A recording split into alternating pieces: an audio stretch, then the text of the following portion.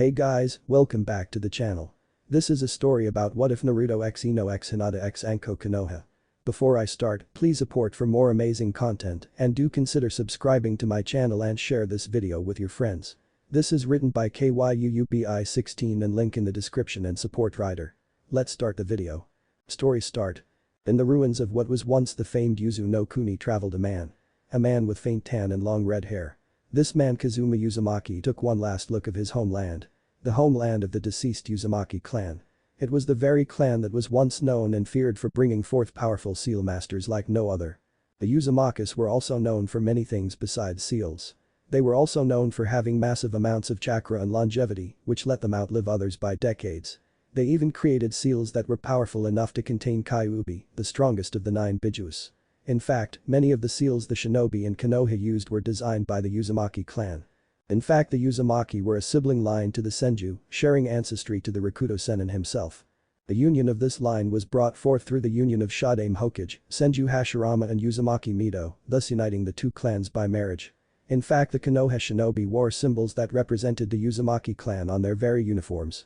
Even with all their prestige, the famed clan had many enemies. The fear of their prowess grew to the point a joint attack occurred and wiped out most of the clan. The survivors scattered throughout the world. Even the survivors were not always so lucky. One was Uzumaki Kushina, who was brought to Konoha before the destruction of her clan to become the next Jinchuriki of Kyuubi since Mido, the first Jinchuriki of Kyuubi, was reaching the end of her life. Kushina took up residence in that village and became a Kinwaichi of Konoha. She later found love with Namikaze Minato, the man who later became known as Yondaime Hokage. Unfortunately, their lives would end when an unforeseen attack by a masked stranger saw to it both would lose their lives in protecting the village and the life of their son, Naruto. The villagers were told by Sarutobi Hiruzen, the Sandaime, that Yondaime defeated the Kyuubi by imprisoning and sealing it into a newly born child named Uzumaki Naruto. This proved to be a mistake as over the years the child's life would be a lonesome one. Life of a pariah. Of loneliness. It even came down to the point that even the children of the villagers were influenced by the grown-ups' mistreatment of Naruto and joined in adding to Naruto's grief and loneliness. 6 years. 6 years in and a choice had been made. Everyone would make a choice and it would lead to another future. Another possibility. In another reality, Hiruzen would have not said anything, keeping the identity of Naruto's parents a secret. He could not. The man, known as grandfather, showed that it was not merely an informed title and he truly cared about the boy instead of leaving him with false promises and wandering life cluelessly. It was that day that Naruto learned of where he came from and who he was. This knowledge would be both valuable and dangerous. The Hokage made sure to stress to Naruto just how important it was to make sure he could make use of every advantage he could. It didn't matter whether or not anyone knew who his parents were or that he was in Uzumaki. Such a thing was pointless to hide as the entire village knew he was a Jinchuriki anyway, and that in itself was impossible to keep hidden among the civilian population, considering how often spies infiltrated shinobi villages and that Naruto's public status as a Jinchuriki needed to be retained in order to act as a deterrent from other villages who might attack.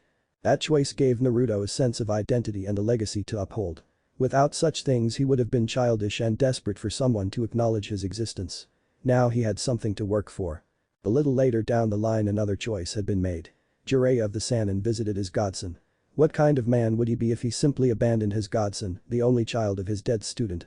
While the visits throughout the years would be limited, those visits had a profound effect no one would have expected. Jiraiya's stories and status gave Naruto respect for shinobi he would not have had in another lifetime. It gave him respect for hard work and that one much put effort and could not rely on determination at all. Leaving behind the gift of knowledge in the form of his parents' technique set Naruto up for success he would have never known for years. Choices would be continued to be made. Semblance of a family was born when Naruto made Hada Kakashi. The man he would call uncle or even brother. No distinction was made. For bonding with the gifted shinobi gave Naruto the legwork and potential to become one of the most gifted shinobi Konoha would ever come to see. From Kakashi he gained perspectives and knowledge of his parents. Those who were connected to his parents. Those who saw them as friends. In this lifetime they had a choice and they made it to respect their sacrifice and give Naruto a better life. Those small choices would of course lead to what was known as the butterfly effect. The changes would be seen all over the world. One of those changes was the Sandaime sending a recovery unit to check Yuzu no Kuni for any lingering survivors or recover any lost relics despite there likely being nothing after all these years. This squad would meet with Kazuma setting forth the biggest change of all. In this story of what could have been. Down the streets of Konoha walked a young man. A male with shaggy blonde hair that reached his wide shoulders. His build was promising, showing that he was working his way to being muscular. He wore a pair of black of shinobi modeled pants, as well as an orange t-shirt and a black and orange jacket. The young man was a teenager about the age range of 14 or 15. He was a young man who could be considered handsome thanks to his features. This young man was making his way through the busy streets of Konohagakure, no Sato towards where the academy was. He ignored the way most of the populace sent him weary looks. He was used to this. Being the scapegoat of their hatred and fear. One day he would show them that their prejudice was unfounded, but for now he would take his journey one step at a time. Becoming Hokage. That was his goal. To bring honor to his clan and Uzumaki name and seeking to restore it. He had finally arrived to his destination, the academy. It was located just below the administration section of the Hokage Tower and under the Hokage Monument, a somewhat symbolic thing as it was supposed to mean that the Hokage were looking out for the younger generation who assisted to the academy in order to prepare themselves to become ninja for the village. Unfortunately, time of peace saw the effectiveness of the academy wane a great deal. Focusing on the theoretical knowledge of basic subjects like math and history and taught the bare basics of ninja skills. If one wasn't from a clan or bloodline, they were simply fodder. Sacrifices for the greater good of the village. Which was why those who didn't already have a name often didn't make name for themselves. He arrived to his class and gave a quick cursory glance at the attendees. Most of them were going to fail. It was that simple. That much he had learned from Kazuma. Reading and understanding those around you was one of the most important tools a shinobi could have. And with that he could already tell who was going to pass. The first one was Sasuke Uchiha, the silent rookie of the year. A boy with black hair and an unfortunate style dressed in all black. He only spoke when necessary and outperformed nearly everyone.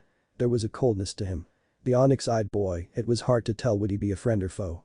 Next were Shikamaru and Choji. The first being the clan heir to the Naras.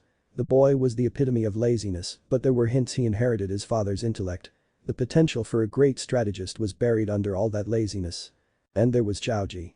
Like his father, he also had the potential to be a great shinobi if he didn't have such low self-esteem. The two were childhood friends and nearly inseparable. They were good friends to have, even if Naruto only spent time with them occasionally. Next was Kiba, the boy in the grey coat and black pants, to which Naruto had a rivalry of sorts for the position of alpha in the class for a while. With him was a puppy, his companion Akamaru. Brash and bold Kiba was a boisterous young man with a lot of spirit. Despite their trash talk and put-downs, there was a sense of respect among the two. Kiba was Naruto's second closest male friend, and the blonde could say he was fond of Hana and had much respect for Tsume. Out of all the potentials or in regards to the male ones, Shino was probably the one Naruto hung out with the most. For a quiet and collected individual, shinobi could say a fair bit amount on topics he had knowledge on. He never showed off or made a nuisance of himself. Shino had potential to become something great. As always, he was dressed in his long pale olive grey coat and wore standard shinobi sandals. The only thing that made the youth stand out at a cursory glance was the fact he wore glasses. Now it was time to move on to the female potentials. His childhood friend Sakura Haruno, one of the brightest of their age. She was the only girl to come from a civilian background and to take her studies seriously, seeing as most of the girls were pining either over him or Sasuke. She was donning an attire consisting of a red top with black gloves, black, low-heel, calf-high boots, black shorts underneath a short pink apron skirt, and grey elbow protectors. Their friendship stretched back to about 7 years, making her the one out of the girls he knew the least, but that did not mean she was not a close friend. This brilliant girl was being apprenticed by Yuuhi Kurenai thanks to her aptitude for Genjutsu. Sakura was interesting because she could be shy and demure 1 minute, then at the drop of a hat loud and feisty. And try as he might, he couldn't help but notice her features such as her prominent hips and ass making up for her small bust, a side effect of the biggest influences on his life being massive perverts. The second of the girls were Ino Yamanaka. The one he knew the longest.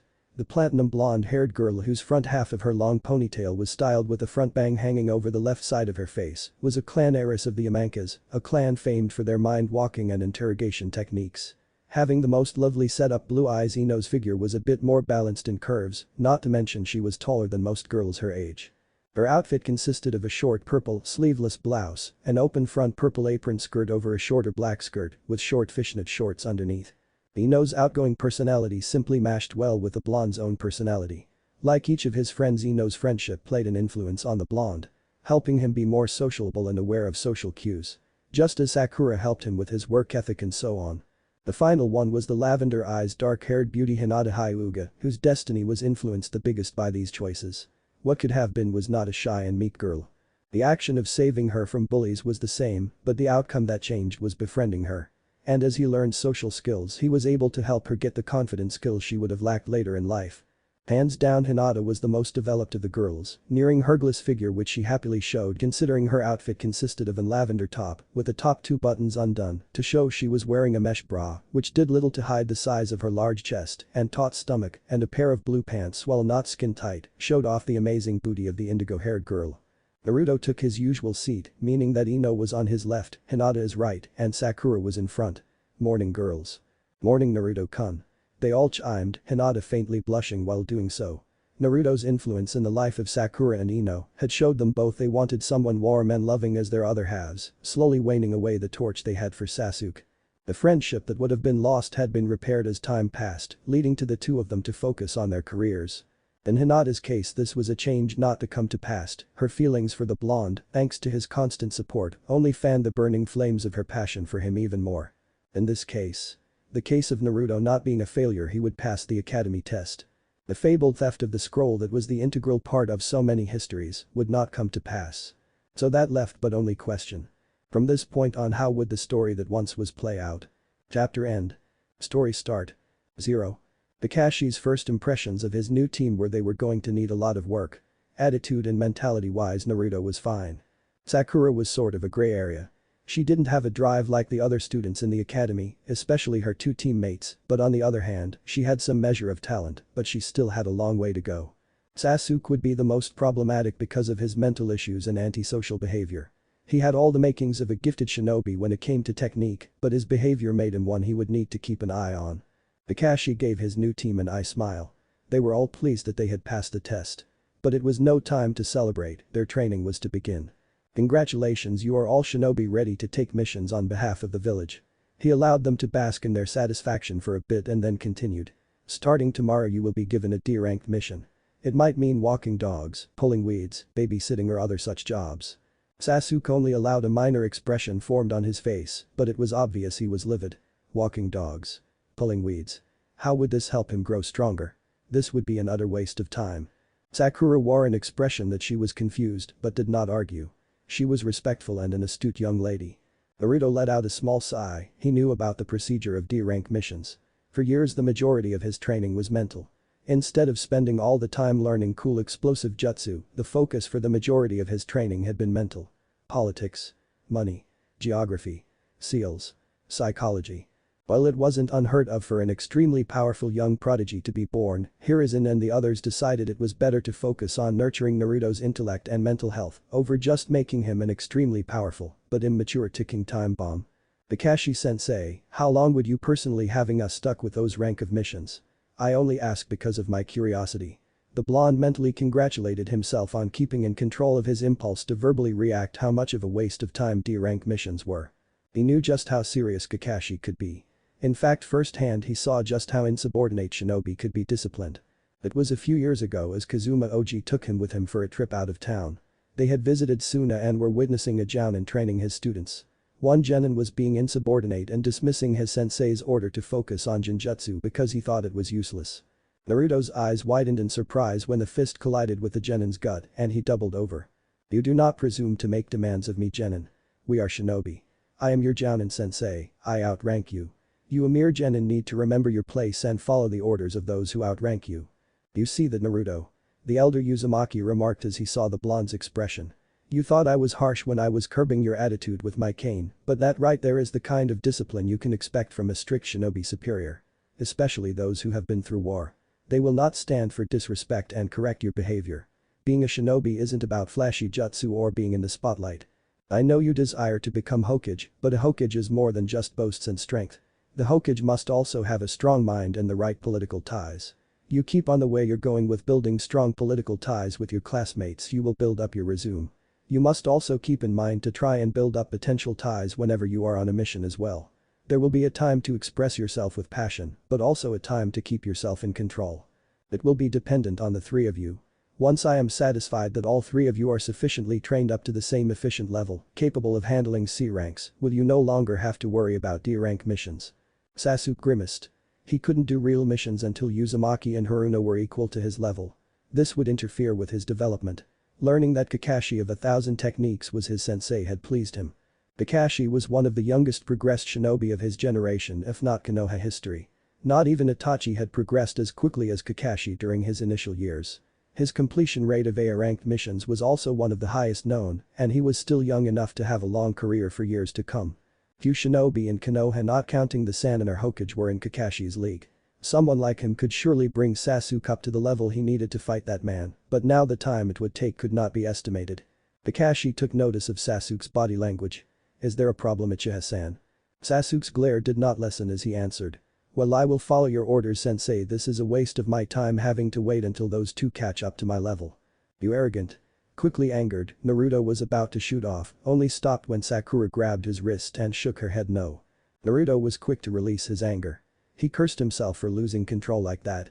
Being underestimated or dismissed was still a sore subject for him. It made him feel embarrassed and unworthy. That he wasn't trying hard enough or making enough progress to bring prestige to the Uzumaki name.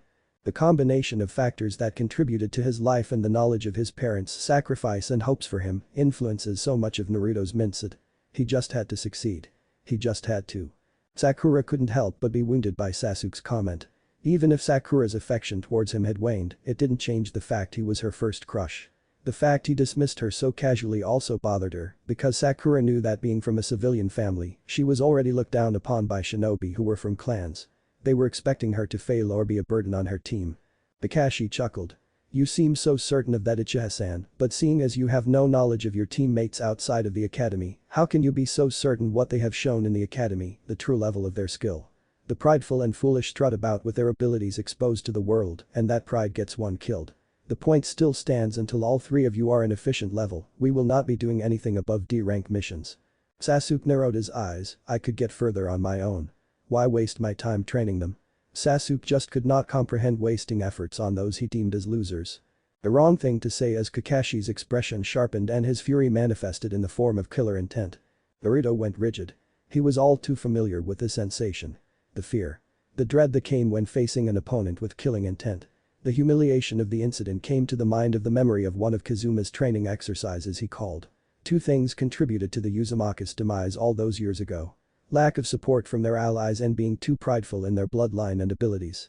As a result, issues of pride were something Naruto was intent on not succumbing to. Able to shake it off, Naruto realized Sakura was frozen stiff in terror. Naruto was quick to grab her by the shoulders and call out to her in an attempt to calm her down. "You arrogant fool. This is a team. The difference between survival and death relies on the effectiveness of the team. The level of missions you do as well as its success depends on the effectiveness of the individual's ability to work together. Either by boosting each other's strengths or covering each other's weaknesses. Consider yourself lucky that the only reason why I don't kick your ass back to the academy is because it would unfairly punish your teammates by making them have to wait an undetermined amount of time for a suitable replacement. That and most likely a huge stink would be raised about it by the councils. The loss of the Uchiha clan years ago has been rather catastrophic in forms of both their security and their military power. The substandard graduation requirements that followed it in order to beef up their numbers and cover this loss of power resulted in an even higher failure rate from the graduation, as well as cutting in the time of proficient Jounin had for higher ranked missions, as the additional time they had to play catch up with their genin resulted in situations such as this. Time being spent correcting the behaviors that should have been trained out of them, instead of devoting it into helping them decide their craft or specialty, resulting in their shinobi not pursuing such serious training methods until they were at least chunin. Kakashi shuddered to think how bad the situation would be if Naruto had been left to his own devices and if his friendship with Sakura didn't change the girl. Naruto still needed to improve his taijutsu. It was also time to up his weights from 50 kilograms. Not that they were around the time where graduates' bodies were developing, they could begin physical conditioning without fears of damaging their bodies. It was a shame that some villages adopted the ideal that simply tossing in as much training as possible could fix what was wrong with training a child heavily from the moment they could walk. The long-term damage done to the organs and tissue from overexertion or impractical training techniques could lead to early deaths, sometimes in their 30s or 40s, or an impairity to occur during combat and causing the loss of that shinobi's life. Thinking about what else Naruto could need help in, he decided to increase how many jutsu the blonde knew. Since he spent a good deal of time with Sakura and Sakura not only had potential in Genjutsu but also received tutoring from Kurenai, he was sure the simply suggestion of working on their weaknesses would solve that potential issue. Sasuke's issues were more attitude-based. So teamwork exercises and mental conditioning as well as bribery should do the work. If worse comes to worse, Sasuke would request he either attended mandatory counseling or be removed from the program. Seeing as Kakashi himself was the only shinobi that could actually train Sasuke to his full potential, there was no worry about him being a flight risk on another team. Sakura had a lot of potential. Her chakra control was on a level not seen in the village for decades. She was also bright too, and her academic skills were off the charts. The girl also had a talent for genjutsu, but she would need major improvements in her taijutsu and ninjutsu as well. She had all the makings of an excellent support type. I wish to make something loud and clear to you three. I am not like most jounin in this village. I will not humor your delusions or coddle you. The moment you accept those hinata you became shinobi. So get all delusions of grandeur out of your heads right now. We are both the blades that cut down our enemies and the shield that protects this village. I expect you three to follow my letters to the T. I will not accept insubordination or disrespect. You are now a part of Konoha military force and what you say or do reflects on all of Konoha. What you show to the world no matter how small can have consequences that can carry on for years to come. I trust there will be no issues and you all will act in accordance to what it means to be a Konoha shinobi. Is that clear? All three genin hastily responded with "Hi sensei." Kakashi nodded firmly. Tomorrow we will begin by doing a few ranked E missions followed by training. Until then you are dismissed. But that Kakashi disappeared in a swirl of leaves. Without a word to his teammate Sasuke already left.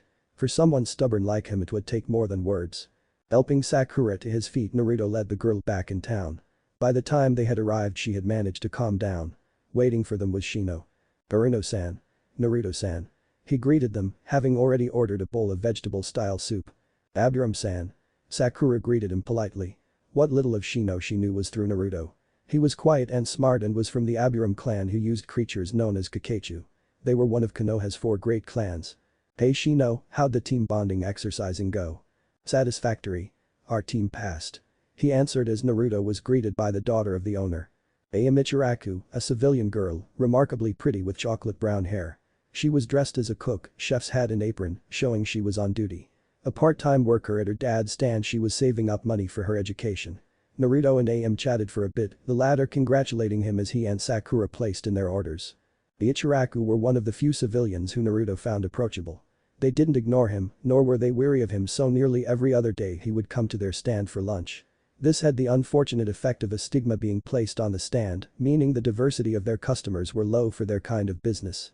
It was thanks to Naruto's vast weekly patronage that they were still even running, let alone being able to pay the bills. "So what did you guys have to do for the exam?" "Sakura-chan, the Uchiha, and I had to do the bell test, making sure we got the hidden meaning of needing to work as a team to pass," he explained as they waited for their order. "Our test was suited towards our clan abilities. We needed to track our sensei and dispel her jutsu. Hinata-sen was instrumental in the second part." Sakura couldn't help but quirk her lips slightly. Even the way Shino ate his food was so precise and quiet. "What about Kiba?" he asked, despite having an idea on what Shino's response would be. "He is a character. Loud. Brash. Headstrong. He has the makings of a combat type without any of the discipline and patience. Hopefully sensei will drill into his head that the kind of behavior he displays can get others killed." Shino finished his meal. "I cannot stay, Naruto-san. My father has expressed an interest in celebrating my graduation with expanding my colony with a fresh new hive. As you can see, I am quite excited." He finished, not changing tones or expressions in the slightest. Naruto began laughing pretty hard at that as Sakura looked between the two, quite confused. "Only you, Shino. See you later," he said as Shinobi nodded and acknowledged Sakura with a goodbye before he left. "What?" Naruto asked as he noticed Sakura was staring at him. "Don't you want me?" "What was that about?" she asked, wondering if Naruto had temporarily lost his mind. That was just classic Shino. He has a great sense of humor and he was poking fun at himself. "How did you not get it?" he asked as Sakura groaned and began massaging her forehead. She really needed saner friends besides Hinata. Chapter end. Story start. 0. The D-ranked mission of the day was pulling up weeds and cleaning up around a field. The field in question was a massive farmland that contributed to a good portion of produce in the village, as well as land use for flowers. A good deal of the land was owned by Inochi, head of the Amanka clan, and his wife, the owners of Konoha's premier floral shop. Not only were the flowers used for decoration, the majority of them were actually used for more practical things like poisons or ingredients and antidotes for said poisons. A smaller portion of the land was also used for various herbs that had a longer turnout rate than the plants. This mission was one that popped up only once a week and was considered the most challenging of the D-rank missions because of how vast the land was. The average genin team would take the entire day to complete it, which considering the pay wasn't bad, but that also meant the number of ranked missions under the belt would lessen on average by taking this mission. With Naruto's use of Kagebunshin, they would actually be able to finish it in a couple of hours. Sasuke focused wholly on the task, ignored Naruto and Sakura who were chatting to pass the time. "So you still haven't settled on your specialty, Sakura-chan?" The cherry-blossomed-haired girl shook her head.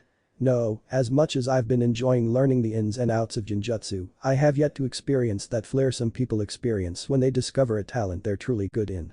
On the other hand, with the way you go on about Fuinjutsu, you probably ruined the experience for me," she dryly remarked as Naruto sheepishly rubbed the back of his head. "Hey now, I can't help it. If you read all the crazy stuff that I have about what it can do, you would get lost in it too. That'll be my claim to fame, Sakura-chan. The Cage Seal Master. I'd be the scourge of the enemy. Men would want to be me and the ladies will swoon." He finished with a grin that didn't stay long with Sakura gave him a firm bop to the back of his head. "Ow. What was that for? Don't ruin the moment, baka." Despite the tone used, Sakura, she actually wasn't angry at him, just a little annoyed. She just hated the thought of one of her oldest friends changing and becoming something unrecognizable. Especially with what he would have to one day do to restore his clan. Right, just don't beat me anymore," he pleaded, to which Sakura rolled her eyes. With the mission done earlier than expected, it was time to begin training. First was a spar between Sasuke and Sakura. Naruto was to stay on the sidelines and watch. The spar was to be pure taijutsu, no nin, gen or weapons were allowed. Also no breaking of bones or going for vital organs. "Begin." Once Kakashi had said the word, Sasuke sought forward. Sakura immediately went on the defense. Sasuke was much faster and stronger than her.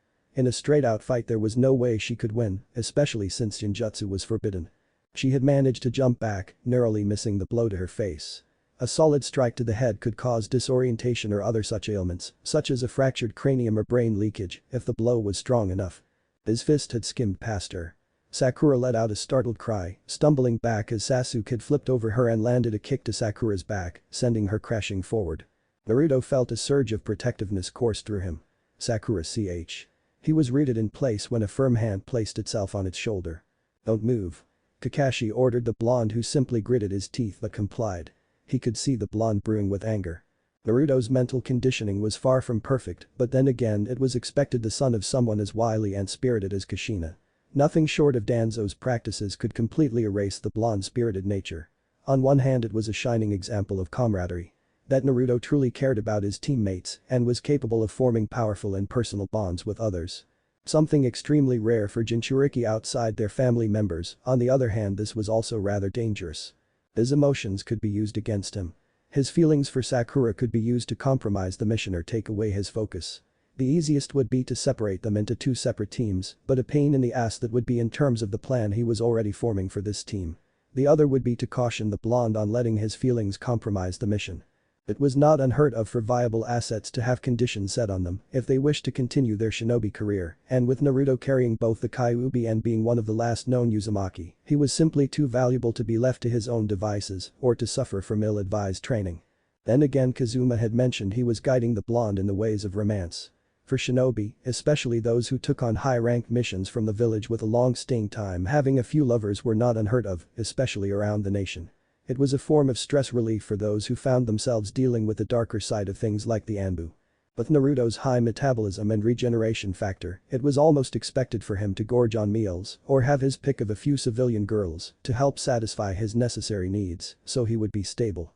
As a shinobi, having a few lovers outside of the village was a commonly known matter not talked about. It was a matter almost accepted as kunoichi, having to use their sex appeal for assassinations or information gathering. Male. Female. Certain labels were to be expected, and while people had an idea of what was to be, it did not mean the opposite was a myth. A male ninja could just as easily seduce and gain information through such tactics as a kunoichi can have multiple lovers. It was just society's expectations on certain roles why there were expectations for certain groups.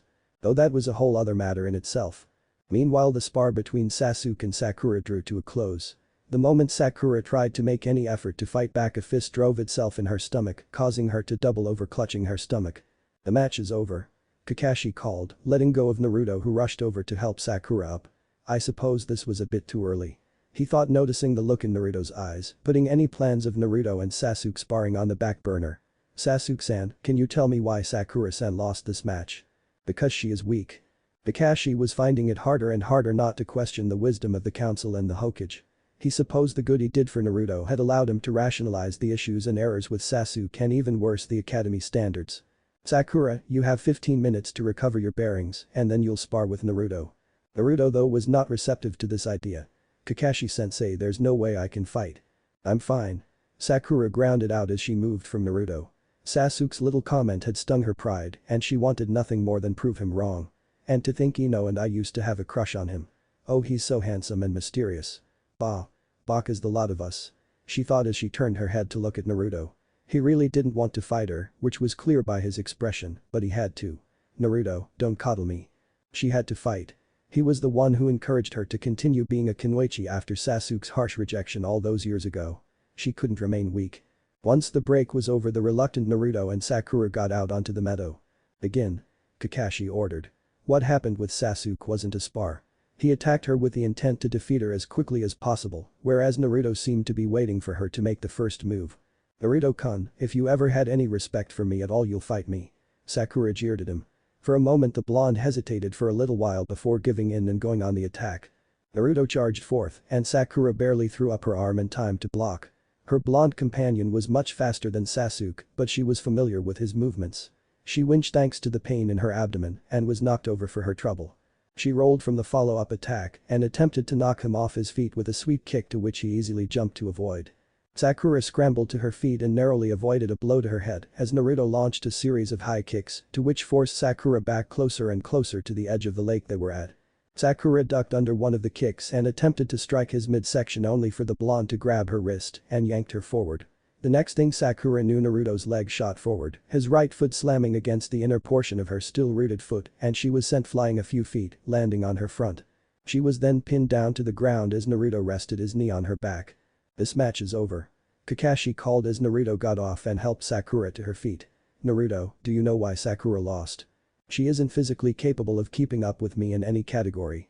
The pain from Sasuke's attack earlier drew away her attention and that showed in her weak stance. Without a strong stance I was able to easily break her foot. What else? Her attempt to knock me off my feet was weak. She also left the top portion of her body exposed, an enemy would have immediately capitalized with a weapon or jutsu. Sakura's eyes widened. Was this really Naruto? The only time she seemed him so focused was when he was working on Fuin jutsu and even then he was just ramble. But the blonde before her sounds so professional and cold. Sakura knew the blonde had some relation to their Jounin sensei as he had mentioned how excited he was to be his student when they were waiting for the man to pick them up, but until now, Sakura didn't have an idea of how much that was until now. I was easily able to bait her with a transparent attack strategy, allowing me to lull her into my attack and make her vulnerable. On your back you still have the capacity to estimate or counter your enemy's attacks as you have a visual. Once placed on your stomach your overall combat readiness and effectiveness is cut by 66%. Then again that statistic is for common shinobi and an estimate for shinobi with specialized seduction training or keki genkai has no value to them because of how varied people are as well as bloodlines. If I had wanted to rape or kill her there was effectively little she could have done. Sakura's blood had chilled at that statement. It was the reality of a shinobi and it hadn't truly finally sunk in until now. If this had been out on the field then. Excellent. The ability to analyze a situation is an important part of being a shinobi. He turned to Sasuke. Now Sasuke-san, can you tell me the mistake Sakura-san made during your fight? The scowl on the Uchiha's face had an obvious answer to it. He didn't like being shown up. He had issues with pride.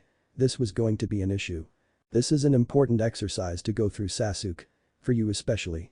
Analyzing an enemy's jutsu, technique, body movement and style means the difference between life and death. When you unlock the Sharingan you will gain an ability to see and analyze on a deeper level than most shinobi sort of experienced veterans trained in the art of body and technique reading could hope to achieve. It was almost certain the boy would unlock his Sharingan. Now whether he lived long afterward was another story in itself. His words seemed to placate the boy for the time being. Getting him to bond with his teammates was going to be an arduous process. The next phase of their training was now that of chakra control exercises. Bringing the trio to a tree he began explaining the tree walking exercise. The key is to form chakra at your feet to stick to the surface. Too little chakra and you fall off, too much chakra and the bark will explode beneath you. I suggest getting a running start. Mark your progress with a kunai. Naruto, since you have already mastered this exercise, create 30 clones and have them go up and down the trees until they dispelled. Naruto nodded and complied. Uzumaki has already done this. This sparked Sasuke's determination. If Naruto could do this, then so could he. Anything to get the power he desired. He was 4 steps up when the bark exploded underneath the soles of Sasuke's feet, but not Sakura's. Sakura actually made it all the way up the tree. Sasuke glared at Sakura. How the hell had she mastered this technique first? Uzumaki in the academy at best was an average student who had a ton of chakra. What little that was covered about the Uzumaki was noted that they had a lot of chakra, so Naruto's success, while annoyed him, didn't hit as hard as Sakura's, who he still saw as one of his fangirls who had spent years pursuing him instead of worrying about being better shinobi. Why does your teammate's success anger you so, Sasuke-san? There was that dangerous edge to the Jounin's voice. Sasuke was unable to come up with an answer. He kept coming back to the idea that Sakura was weak. I asked you a question, boy. I expect an answer. Sasuke didn't have much people in his life after the massacre. He had been essentially left alone to his own devices with an agent of the village checking up on him once a week that handled such matters. The matter of clan and shinobi laws were always a bit muddled since situation like Sasuke's rarely happened, if at all. The boy was used to depending on no one but himself, and that led to the behavior he was seeing now.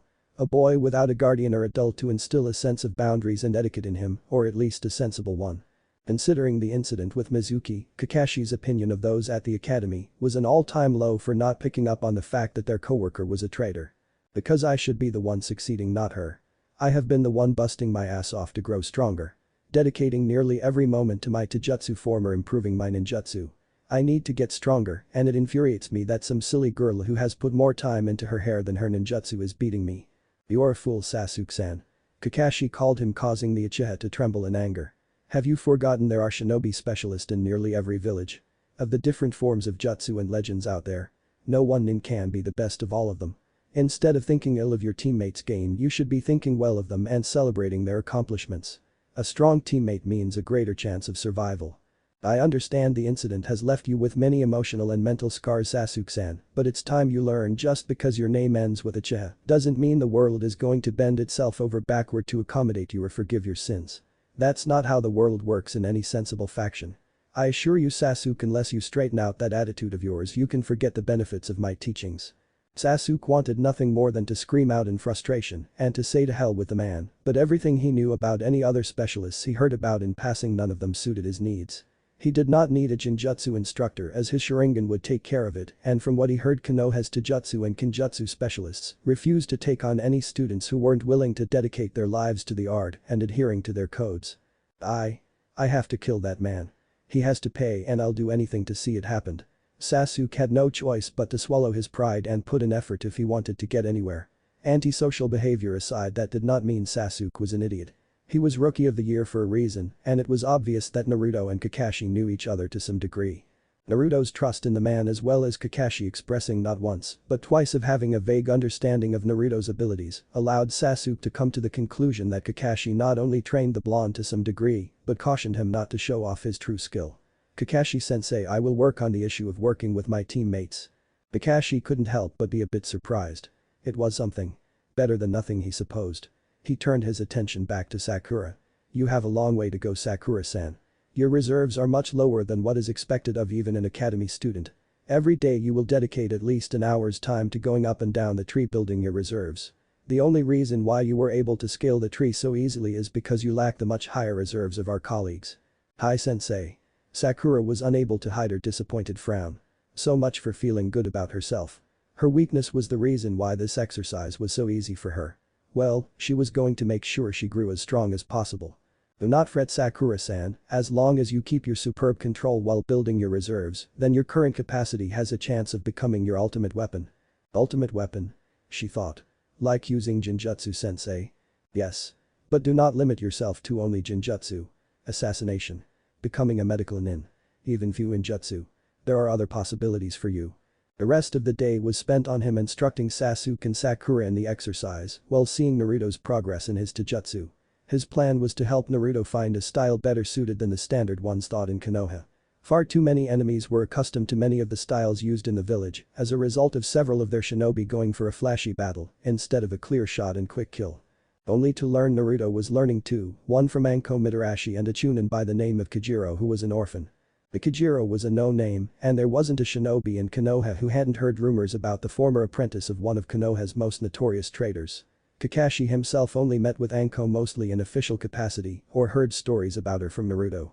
Apparently the two of them had some sort of odd friendship going on, but to be fair, if there was a shinobi in the village he would say had a fair shot in challenging him, it would be Anko. Kakashi had to admit he was looking forward to see the benefit of whatever Naruto would be learning from the woman. Once more Kakashi dismissed the team. Sasuke was the first to immediately leave, but not before pausing, sighing, and muttering out a later before continuing on. It was progress. Naruto didn't know all the details, but he knew enough. He knew Sasuke's entire clan was massacred. He knew the boy had been tortured as well. And Naruto had earnestly tried to make an effort to make friends with the boy, but his own pride had stopped him. By the time it was an option again it was far too late. Sasuke was no longer approachable. He was cold. Bitter. Angry. He was determined to kill that man as he had said during their introductions. It really sucked. Any given time Naruto flipped between wanting to kick his ass or feeling sorry for him and in some capacity relate to what it felt like being looked at like some spectacle or having people being cautious of you. While a lot of the younger generation, particularly the girls at the academy loved Sasuke, there were those who either wanted to use Sasuke for his family name or were weary of him. Naruto-kun. The sound of Sakura's sweet voice dragged him out of his thoughts. Ah. Sakura-chan, sorry, got lost in my thoughts. He apologized. Are you okay? He asked as the pincat nodded. I'm fine, it was just my ego. And my stomach. And my back. Her attempt at a joke brought a smile to his face. I knew. I mean I had a feeling you were stronger or I should say more skilled than you showed Naruto-kun, but I had no idea until now. How come you never showed me before? She was honestly curious. She began to wonder just how strong the blonde was. Well, I didn't want to brag. He suggested as Sakura quirked a disbelieving eyebrow at him. Okay, total lie, but I was told to be careful of how much I expose myself. I am in Uzumaki. Until I am strong enough I can't go exposing myself to everyone. Even in the funwa. He let out an oof as Sakura jabbed him in the gut. Ooh Sakura-chan, why? He cried out, his expression a look of betrayal. Oh shut up, I hardly put any force in that. She said with a roll of her eyes. She had grown aware some time ago Naruto played up how much her little taps on him hurt. Didn't mean she was going to stop. Someone had to keep the baka in line after all. Will you be okay to walk or do you want me to carry you? He suddenly asked out of the blue. What? Sakura's cheeks colored pink as she thought of Naruto carrying her. And Naruto-kun, I am fine. Stop being a baka. Just walk me home, okay? She stammered as she tried to push the image out of her mind. Naruto saluted. Yes, ma'am. By the time they reached Sakura's home it was early in the evening. Answering the door was Sakura's mom, Miyuki Haruno, fair-skinned woman with shoulder-length blonde hair with a single bang which fell down into her face. She also had green eyes and was wearing a white kipao dress with 3 red circular designs at the bottom of the front of her dress, as well as the back. Underneath the dress, she wore pink 3/4 length pants along with brown sandals. Miyuki greeted her daughter before turning to her friend. Why hello Naruto-kun, will you be joining us for dinner? She asked the boy. Miyuki had been rather neutral on the whole situation with Naruto until the day her daughter introduced her to the boy and told her how he was her new friend and how he saved her from some bullies. Miyuki's opinion had turned positive seeing how her shy and rather withdrawn daughter seemed to express herself whenever the blonde was around. If it's not too much trouble. The blonde replied as Miyuki invited him in.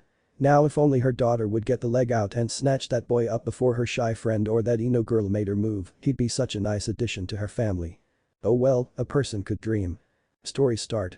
0. Naruto made his way into the floral shop. He was greeted by none other than Ino. Hey there Whiskers. Ino called out excitedly before she jumped at him and wrapped her arms around his neck, pressing her chest into his as she kissed as she shot him a flirtatious smile. Sakura told me about the meal you had after your team meeting. How come you didn't invite me too? She asked, putting on her best pout. Ino-chan, cut it out. He stammered. For whatever reason Ino really liked to tease the blonde and with her figure it was easy to.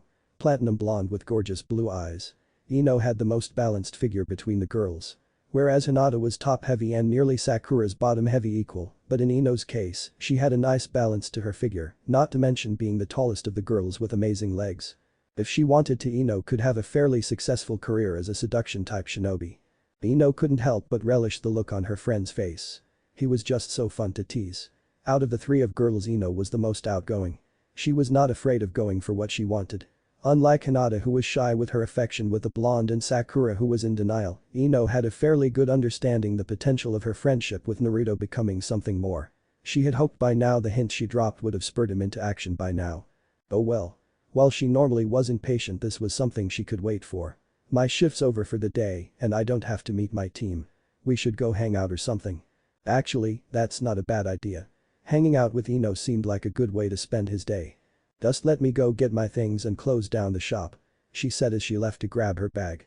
Feel free to make yourself at home till then. Naruto nodded and crossed through Ino's living room and kitchen until he reached the backyard. The backyard was wide and in a square fashion. It was limited by high bushes that were neatly kept in check and had many flowers on their surfaces. Lush grass covered its entire surface and there were some rocks here and there. The backyard on itself was very beautiful. Naruto fancied himself something of a gardener. In fact, his hobby of watering plants and growing them was because of his friendship with Ino. A few minutes passed as Ino trailed down the steps. "Ready?" she cheerily called out.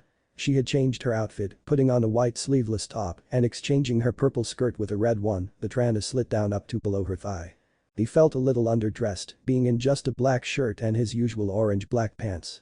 The two of them went for a walk around the town. Because of Konoha's size, it was already nightfall by the time they were along one of the trails.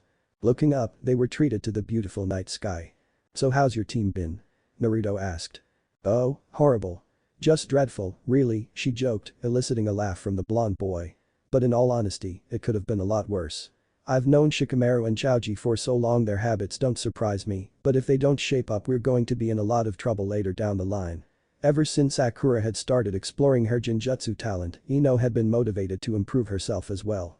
So she had taken to learning about using different kinds of poison and how to incorporate it into her fighting style. "How about you? How's your team?" "Working with Sakura-chan has been great." The Uchiha, on the other hand. He trailed off, not wanting to sour the mood by thinking about what happened. Ino frowned slightly. "Sakura told me what happened. I just don't understand how anyone could be like that. Look, I admit I'm one of the last people who should be commenting on the matter considering how I used to hound him, but there was no reason for him to be that way. Especially towards people who were at least trying to be friendly with him. He's gone through a traumatic event in the world of shinobi without the proper training," said Ino-chan. "He was 7 years old and the fact he hasn't been consistently monitored or in therapy has probably made it where it's going to be difficult to break his shell." "You're not defending that jerk, are you?" Ino accused him, arms crossed as her look conveyed exactly how she felt of the situation.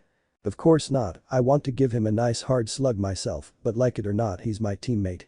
I might have to depend on him one day and antagonizing him would only hurt my team dynamic.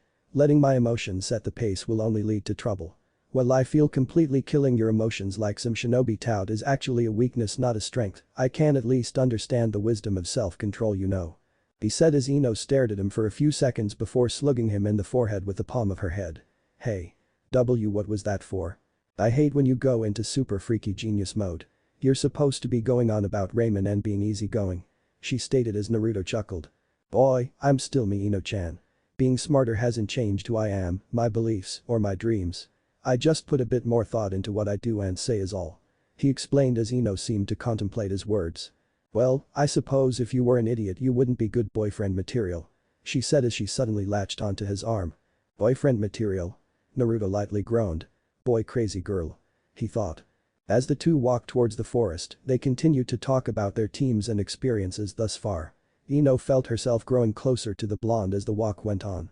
It was hard to explain it. He just seemed to exhume a certain air around himself. It was warm and comforting. Like you could tell him anything you wanted and not be afraid of judgment. It had always been there. She just didn't realize it until now. Naruto was simply someone who was refreshingly honest in a world where lies and deception were just as common as the truth. It was as if him just being there was enough to convince her that everything would be okay. The two found themselves arriving at the edge of the forest, the moon shining down from high above them. "Hey Ino-chan, want to see something amazing?" Ino laughed. What ridiculous thing was he going to show her today? "Sure." Grabbing her hand, Naruto pulled Ino close to him. "Then Naruto-kun, now see here, I'm not that kind of girl. Buy me dinner first," she remarked, flicking her hair and devolving into a fit of giggles seeing his response. "Just hold on tight and close your eyes, you tease." Wrapping her arms around his neck, Ino couldn't help but blush a bit at their close proximity. Since when was he this stoned? She thought, feeling how chiseled the blonde was. Then again Naruto's clothes were always baggy and in recent memory, she couldn't remember seeing him without the coat or a large-sleeved shirt on. Having closed her eyes, Ino saw nothing, instead, only feeling the rush of wind as she was pushed against Naruto all the more. Then, it stopped as she felt Naruto's grip loosen just the slightest. Setting her down to stand on whatever they were on, most likely some kind of rock, he steadied her up next to him. "Open your eyes," Naruto told her after he was sure that she was steady. Wow. Ino whispered when she opened her eyes. It was beautiful.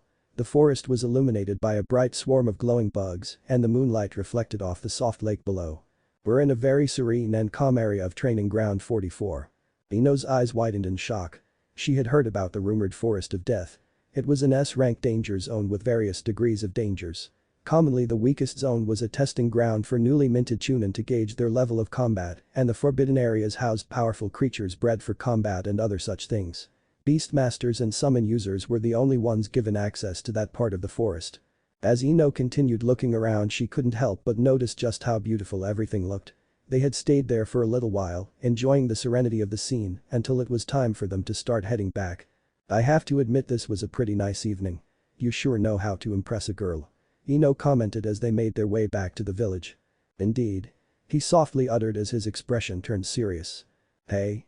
What's wrong?" she asked, noticing that her companion's expression suddenly changed. "Ino-chan, I need your help with something, but before I can even ask you, there's something you have to know." "What? What is it?" She couldn't help but grow concerned as Naruto looked rather worried. "Surely it couldn't be that bad, right?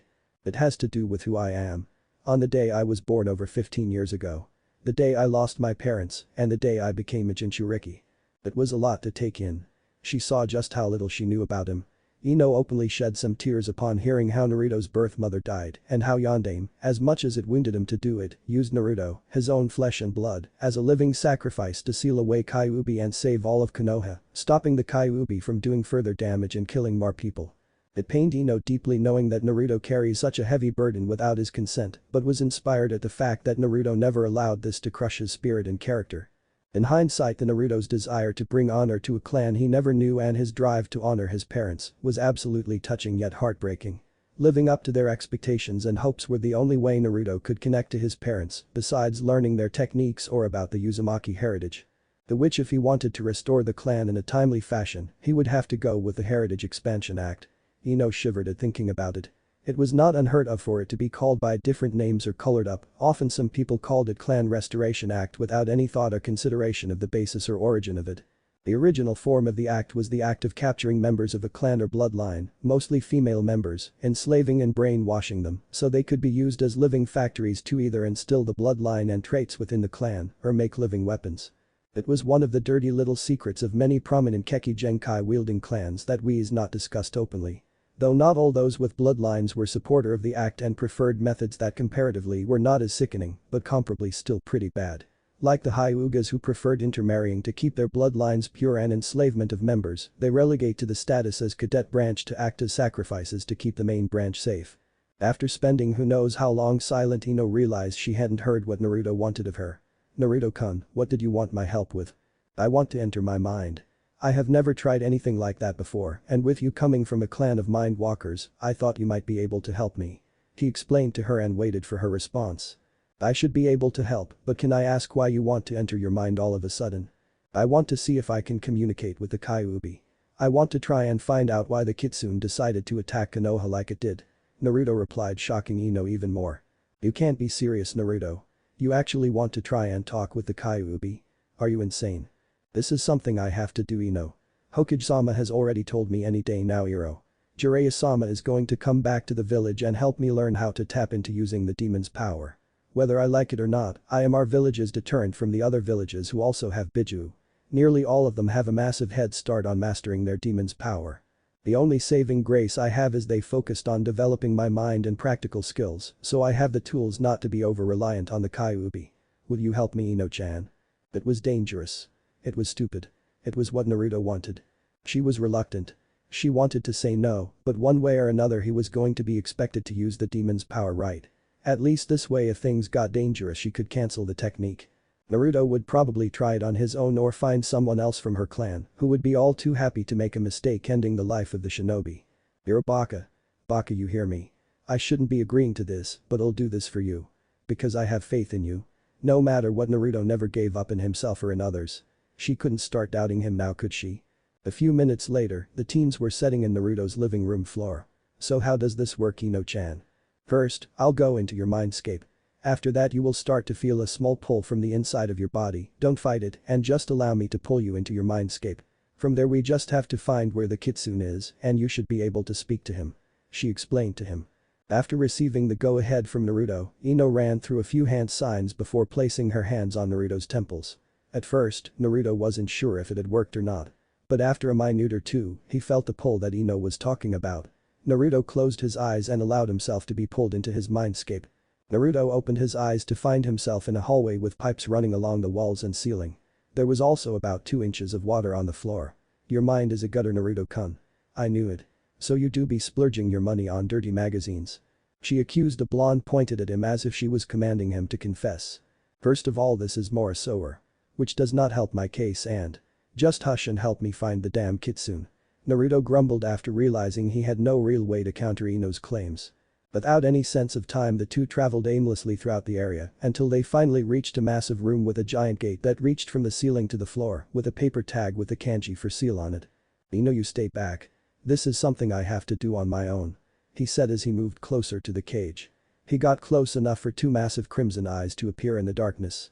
Instantly he sensed danger and jumped back, narrowly avoiding the claw that shot out from the cage. Naruto-kun. Ino was about to run when Naruto's shout stopped her in place. Stay back. Naruto shouted from his spot on the ground. He turned his expression back to the demon in front of him. Curse this damn cage. If not for it, I would devour you and make my escape. The demon voice was not only deep, but it echoed with both power and malice. So tell me what brings my container before me. The coward before you did everything in her power to pretend I didn't exist until it was convenient for her. Naruto bristled slightly, but let the comment about his mother go. Anger was one of the easiest ways for a Biju to take control, second only to hatred and one step above despair. I wish to meet you and to discover the truth. The truth in regards of you being sealed inside of me. Why did you attack the village all those years ago? And why should I answer you? What could you possibly offer me? A bargain. He was ready for this. He had been studying his father's notes and the Uzumaki clan seals.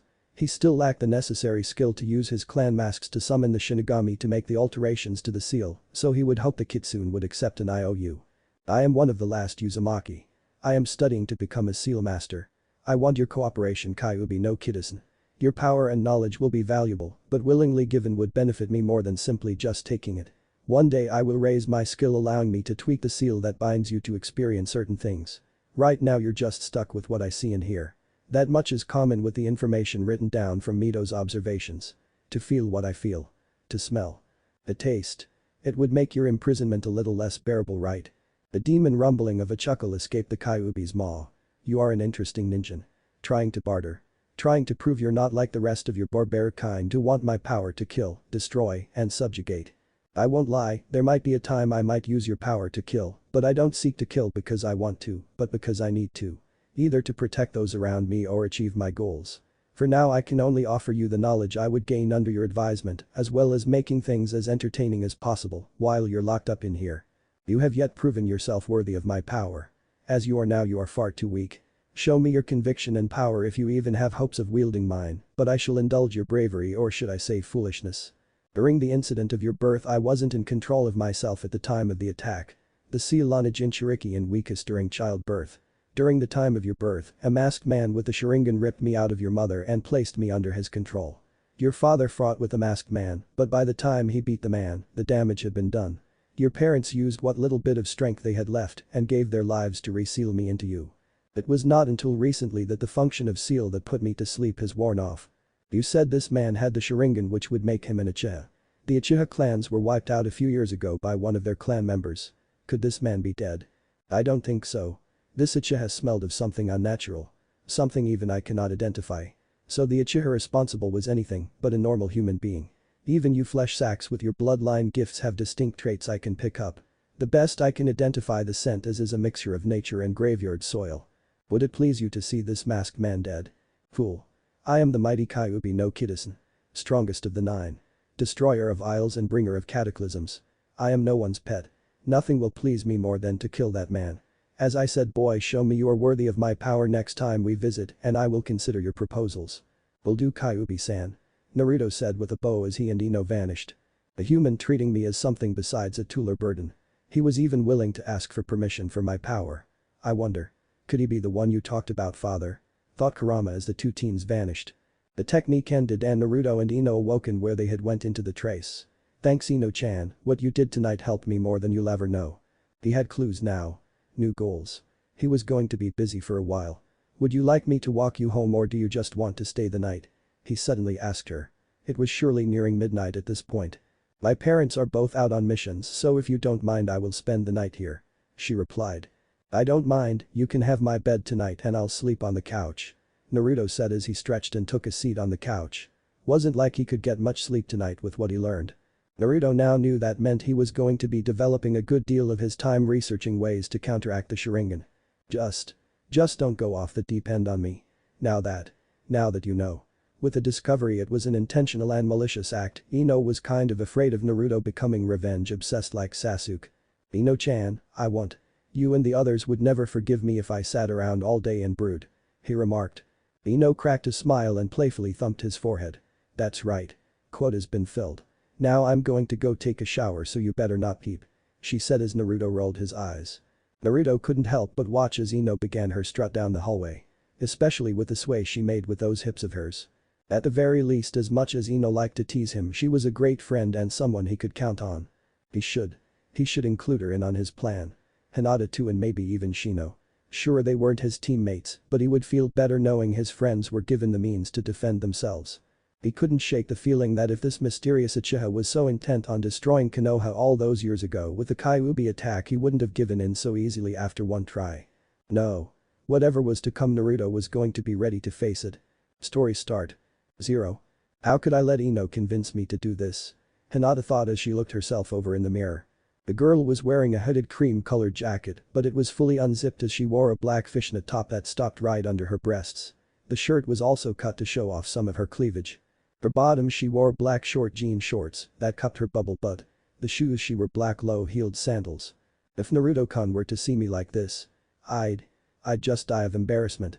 Being from a clan of mind walkers meant member of their clans were trained from an early age to be able to discern truth from lies. There wasn't anyone below Chunin rank or incredibly intelligent and shrewd that could pick up on whether or not a Yamanaka was lying or not. Most people when they thought of clans they thought of their bloodlines or clan techniques. Those were the fools that died quickly or those who cared little for the clan as people. Those who actually bothered to get to know a clan would know all the traits about them. Like the traits they developed. What market they were in. What animals they raised. The older and more influential a clan became the more money they gained and the further they grew their ventures.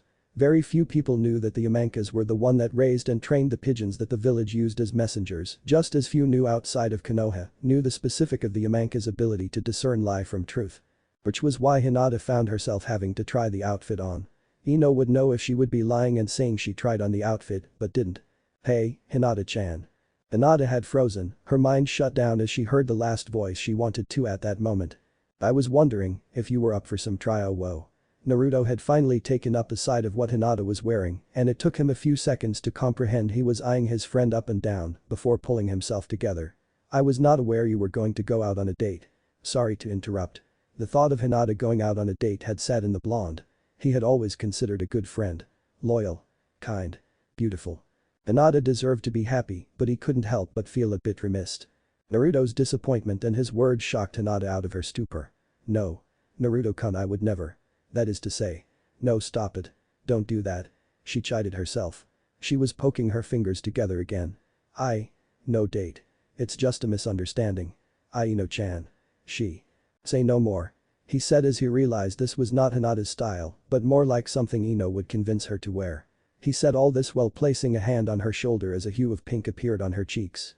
You're not busy, right? I was going to ask you if you wanted to train, but you're not really dressed for it. The hue got even darker upon that remark. Oh, but I wanted to show you this. You'll be the first to see this. He said as he pulled out a scroll and unrolled it.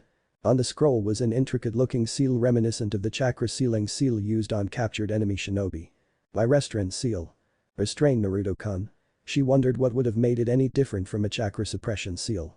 Yes, now as you know, growing one's chakra reserves require training and expending one's stamina. So I wondered, was there a way to speed up the process? Now normally restraining one's chakra reserves to grow bigger had been an idea considered, but it was never practical because previous attempts led to the permanent damage to the practitioners' bodies as they never had considered the stress it would put on their muscle and internal organs. There were even cases of damage done to the heart or simply death as the body's production rate of red blood cells could simply not keep up. So I went and spoke with some medic nins and I incorporated and created this. He brought out another scroll bringing out a different design, this one more reminiscent of a palm. This one I call the healing palm. It's not as good as being healed as a medical specialist, but it has the benefit of using some of that residual chakra to help boost the healing rate of your body. In other words, a way to safely boost your reserves and your body's recovering rate without fear of damaging yourself. Naruto-kun, that is amazing. Hinata cheered, I'm so happy you were able to complete one of your seals. Hinata was very well aware of Naruto's love of seals. She knew how difficult the art of working on and creating seals. There were even fewer seal masters than there were Aijutsu users. Seal masters were a rarity and one of the most valuable and respected shinobi in a village. So far seals need to be placed nearly everywhere and triggered either one at a time or all at once. It's not practical. I need to work on there being far less seals and specific triggers. Wouldn't want to accidentally cause a heart attack or something. And once I'm done with this I am going to improve gravity seals yet. Making a better gravity seal was one of Naruto's short-term goals. At first it was a training method many shinobi had used before they realized the seals caused muscle deterioration, ending a shinobi's career a decade or two sooner than the method of plain weights, as well as damage to one's internal organs. Now they simply just reverse the formula to make heavy things easier to lift or to make valuable treasure or items impossible to pilfer by civilian thieves. So, Naruto asked. Hinata looked at him with a confused look, so what? How about it? Naruto asked. How about what? Hinata asked. Would you like to be my first? He asked completely serious. Then Naruto-kun. Hinata exclaimed, she was starting to feel faint. This was just so sudden. For Naruto to ask this of her she wasn't sure if she was ready. What? I figure who better than one of my friends to try my seals. Oh he was such a dirty bastard. If it had been Sakura or Ino he could have simply kept up the ruse without missing a beat. But this was Hinata. And by default that made him feel like a bastard. Sorry. It was a bad joke. Naruto-kun you shouldn't make such jokes. Don't smile you'll only make it worse. He told himself. Someone needed to change the word adorable in dictionary to simply Hinata. Right. Anyway you interested? It sounds interesting. I will be more than happy to try. Alright, but remember please keep tight lip about what you learned. We can never know who's an ally or spy until it's too late and by then they might already gained a lot of information on us and our abilities. That is why I made sure I came off as only adequate in class. Until the time is right I can't afford for my secret weapons to get out. Even though no training had gotten done Naruto had to admit he enjoyed spending time with his friends. It gave him the downtime needed to rest and recharge. Naruto was exhausted. Testing out his new restrict seals with substitution training proved more taxing than he had planned. Leaning against a tree he took a moment to rest. For a moment he contemplated taking a nap when he sensed another presence. He whirled around hand on a kunai as he saw a figure approach. A kunoichi that looked to be in her early 20s wearing a Sunagaker forehead protector. The tanto was attached to her left side on her belt. She was fit, short in stature, but her outfit showed her lean legs and figured composing of a pair of shorts, fishnet stockings, and fishnet shirt with an open black jacket and her alluring long red hair done in the style of a ponytail. Naruto watched warily as she approached him. May I ask why an allied shinobi is traveling around unescorted? The way she eyed him with those hungry eyes made him weary. I'm afraid I've gotten a bit lost Konoha shinobi-kun. I was on my way back and found myself lost in this alluring forest. When you live in a desert environment one is so easily entrenched by nature. I can lead you to the gates if you wish. So quick to get rid of me? Are you not interested of giving me a tour? The gesture she made with her hand was crafty as it brought attention to her cleavage. Naruto was careful not to let his focus drop. This shinobi carried herself with confidence. Far too much to be a low-level shinobi. Possibly jounin. But yeah she was not wearing a flak jacket to identify her rank. Ah sorry I am simply too tired out. I can find someone who can help you. An enemy can appear before you at any time. Even with the face of an ally. I don't take rejection lightly Konoha-kun. I am going to have to punish you. Fire style Great Dragon Fire technique. Naruto immediately leapt to the side. The head of a dragon in the form of fire emerged. The heat of the flames so intense that the water of the lake he was by began to heat up. The kunoichi did not stop there, launching a half-dozen shurikens at him that Naruto hastily blocked with his kunai.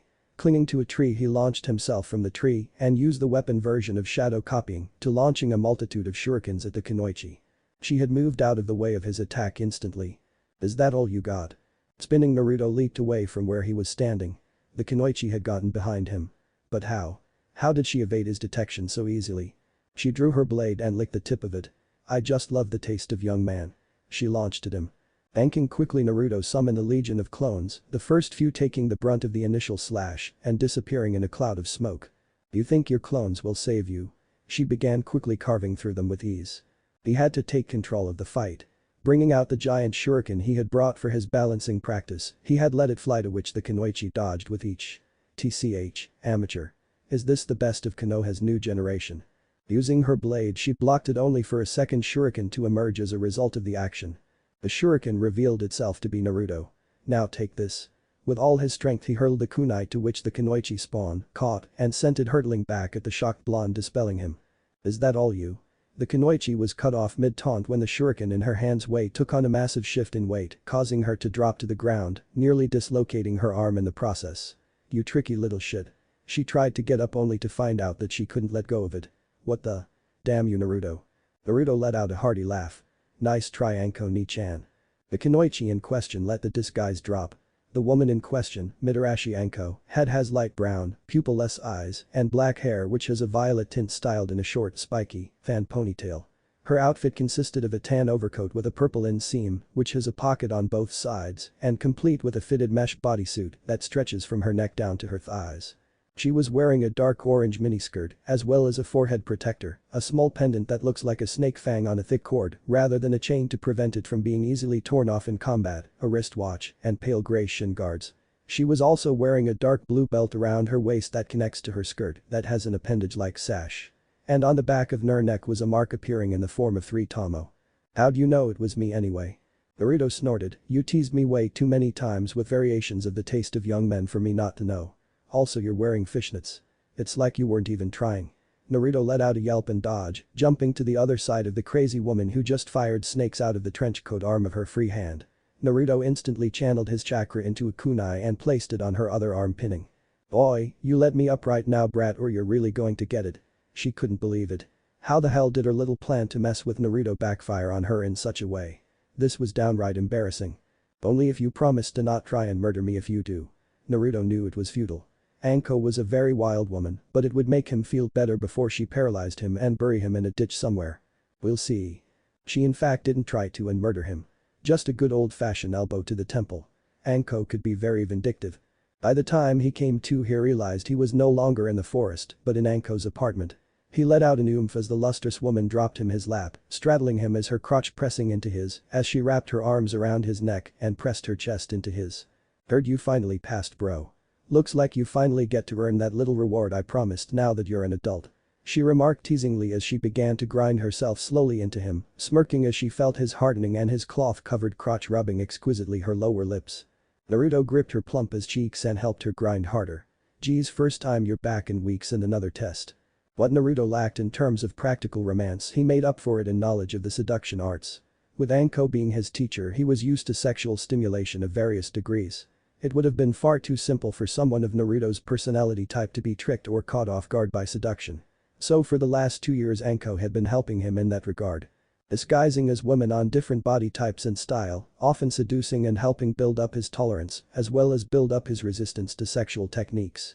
It was a practice looked down upon by a lot of modern-day people in Kunoichi, but sexual appearance and resistance often saved lives. What good would having the power of a cage do if a pretty face could walk up to you, massage your ego and muscles, and slip a needle into your jugular before you knew what happened? Hence why having 1 or 2 partners were encouraged. So you would less likely to slip up as well as decrease your chances of giving into sexual indulgence if sometime prior, especially if within the same day you were already satisfied. It led to a clearer head. "This isn't a test, Baka.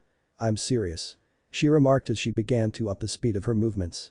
"Going to pluck me a cherry tonight," she sang as Naruto's face heated up.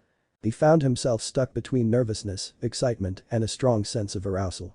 Naruto had been forewarned a year ago that losing his virginity was not required, it would help his effectiveness as a shinobi if he had the experience under his belt. But right now it was more than that. Anko was one of his precious people.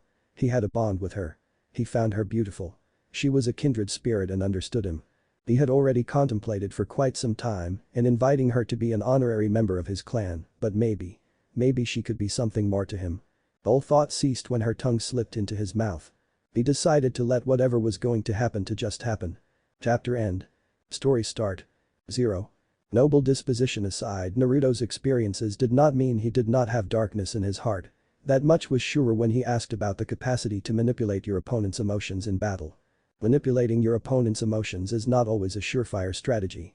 If you accidentally misjudge how a person is going to react, then that can mean your death. I have seen people taunt their opponent only to be dead when their opponent goes off in rage. Instead, you should spend your time observing your opponent. Information is very vital to a ninja because any bit of information can save you from death. For instance, what kind of fighter is that shinobi over there? Young Naruto observed the person. Kazuma pointed out a shinobi with scars on his arms.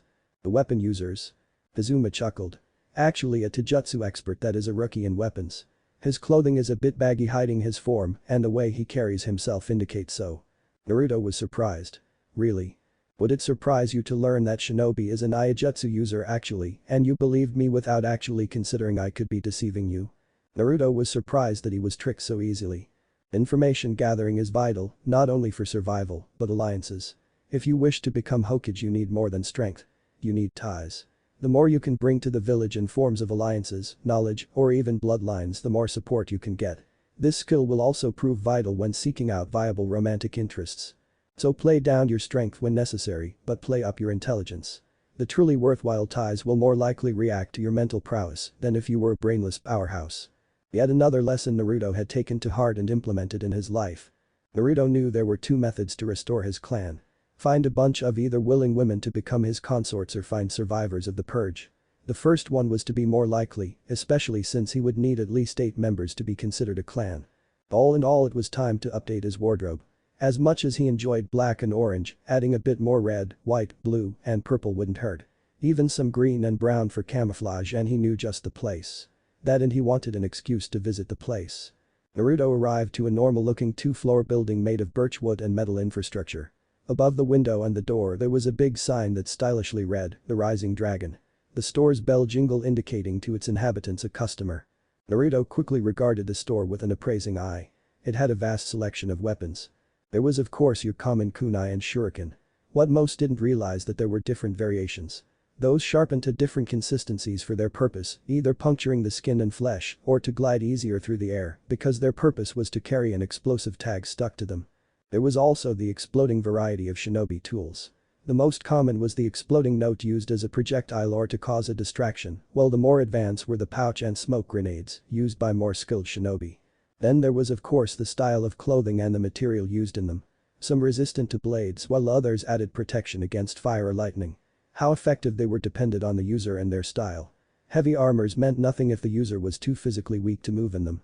Though, if Naruto had to be honest, his favorite reason to come here was standing behind the counter, beaming at him with a happy smile. "Hey there Naruto, how's it going?" "Hey there Tenten-chan, how are you?" Tenten was a year older than him, having graduated with her team 2 years previously. She had chocolate brown hair pulled into Chinese-style buns on either side of her head with short fringe bangs falling over her forehead, protector with steel gray eyes. She was wearing a long-sleeved white blouse with high collar, a red fastener, and edges paired with similarly colored puffy pants that looked like a hakama, with the exposed parts of her legs near the waist covered in bandages. She also wore brown fingerless gloves, with black open-toed sandals with low heels, and the shoes extend to the lower ankles. To the side on the wall was her giant summoning scroll. He and Tenten had been fairly good friends for a few years. She was a prodigy when it came to weapons, a genius of tools. A few shinobi had praised her. Tenten had already mastered all the basic shinobi tools to the utmost abilities her current level allowed. It was only because she lacked an experienced Joun in strength and speed as to why she was only considered above average in regards to her weapons ability. She was also fairly proficient in close combat weapons, but excelled in long range. Between her tomboyish demeanor and baggy clothing, it would be easy to consider Tenten one of the guys that, in her focus on her career, meant she didn't have many prospects for dating, but that did not make her any less beautiful. During one training session where Naruto accidentally shredded her pants, he got a glimpse of thick creamy thighs and fairly thick cheeks. Naruto wondered if Tenten wore such baggy clothing as she was embarrassed by the thickness when she was more concerned about becoming a strong kunoichi than being some boy's arm candy. Naruto reached the counter, to which Tenten wrapped him into a tight side hug. He wrapped an arm around her and returned the affectionate gesture. He marveled just how his arm could rest on top of the hidden bump. If Tenten noticed, she either didn't care or mind. "So how's my little cowhide?" she asked him with a grin. "Boy," he shot her a playfully annoyed look. "We're the same rank, I'm not your cowhide anymore." "Nah, I'm still a year older than you." She was holding over his head the 7-month difference as she teased him. "So what can I help you with today?" She pulled away before jabbing him in the side. "Ah." He rubbed where Tenten playfully jabbed his ribs. "What was that for?" "Sneaking a peek at my ass the other day, of course." "Since when were you so bold anyway?" she asked as she crossed her arms. Despite the gesture, Tenten wasn't annoyed. In fact, she was a bit flattered, but didn't mean Naruto could freely perv on her. Sorry." He apologized. Ever since that day with Anko, he had found his confidence increasing. When one was a virgin, sexual interaction could be highly intimidating, and having Anko as a teacher broke him out of this shyness. Having a godfather like Jiraiya also was bound to have the man's perversity rub off him a bit.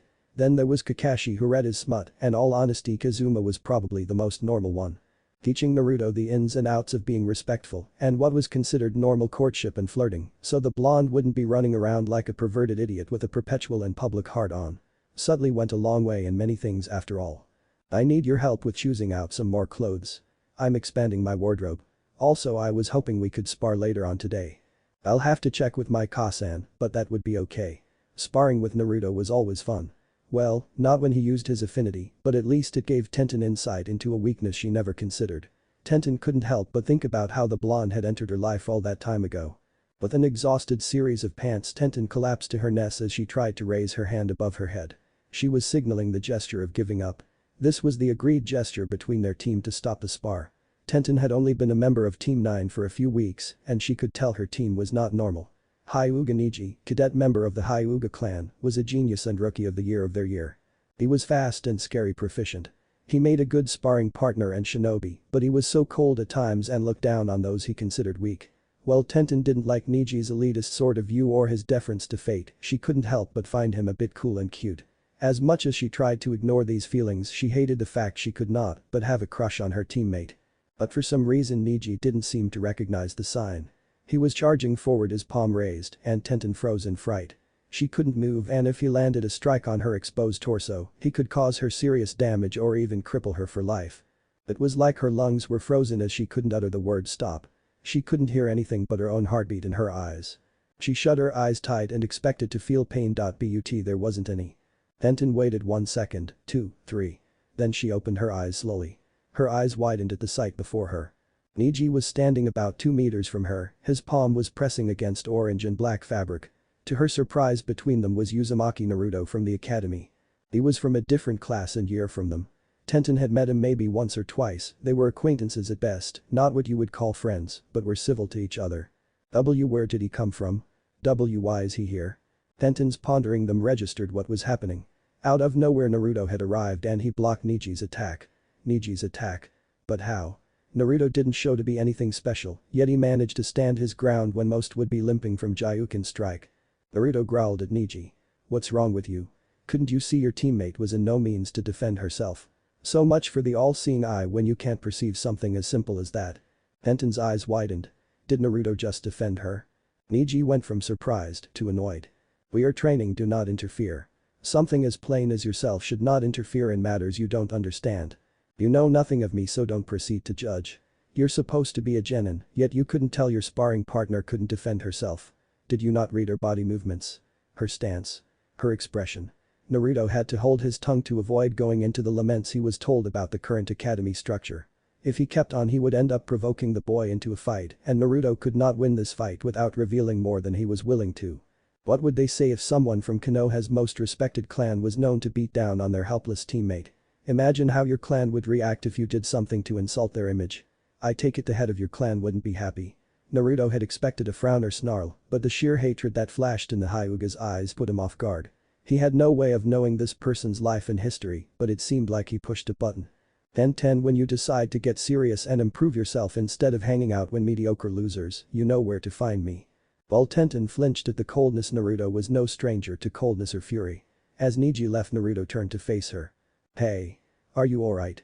Tenten finally snapped out of her trance and saw Naruto standing before her with his hand extended. She looked at the offered hand as if she didn't understand what he meant. She looked at his face and was met with a smile. His smile was so warm and it caused her heart to flutter. She felt her cheeks become red and her breathing quickened slightly. She swallowed and took his hand. Naruto helped her to her feet but didn't let go of her hand immediately, and neither did she. "Why, you're Tenten-san, right? You were an upperclassman in the academy a few months ago."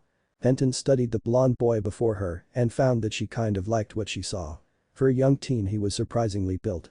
He must be specializing in taijutsu like Lee. Naruto's build compared to Lee's was much slimmer, but it was obvious he trained. Thank you, Uzumaki-san, it appears my teammate didn't see my gesture."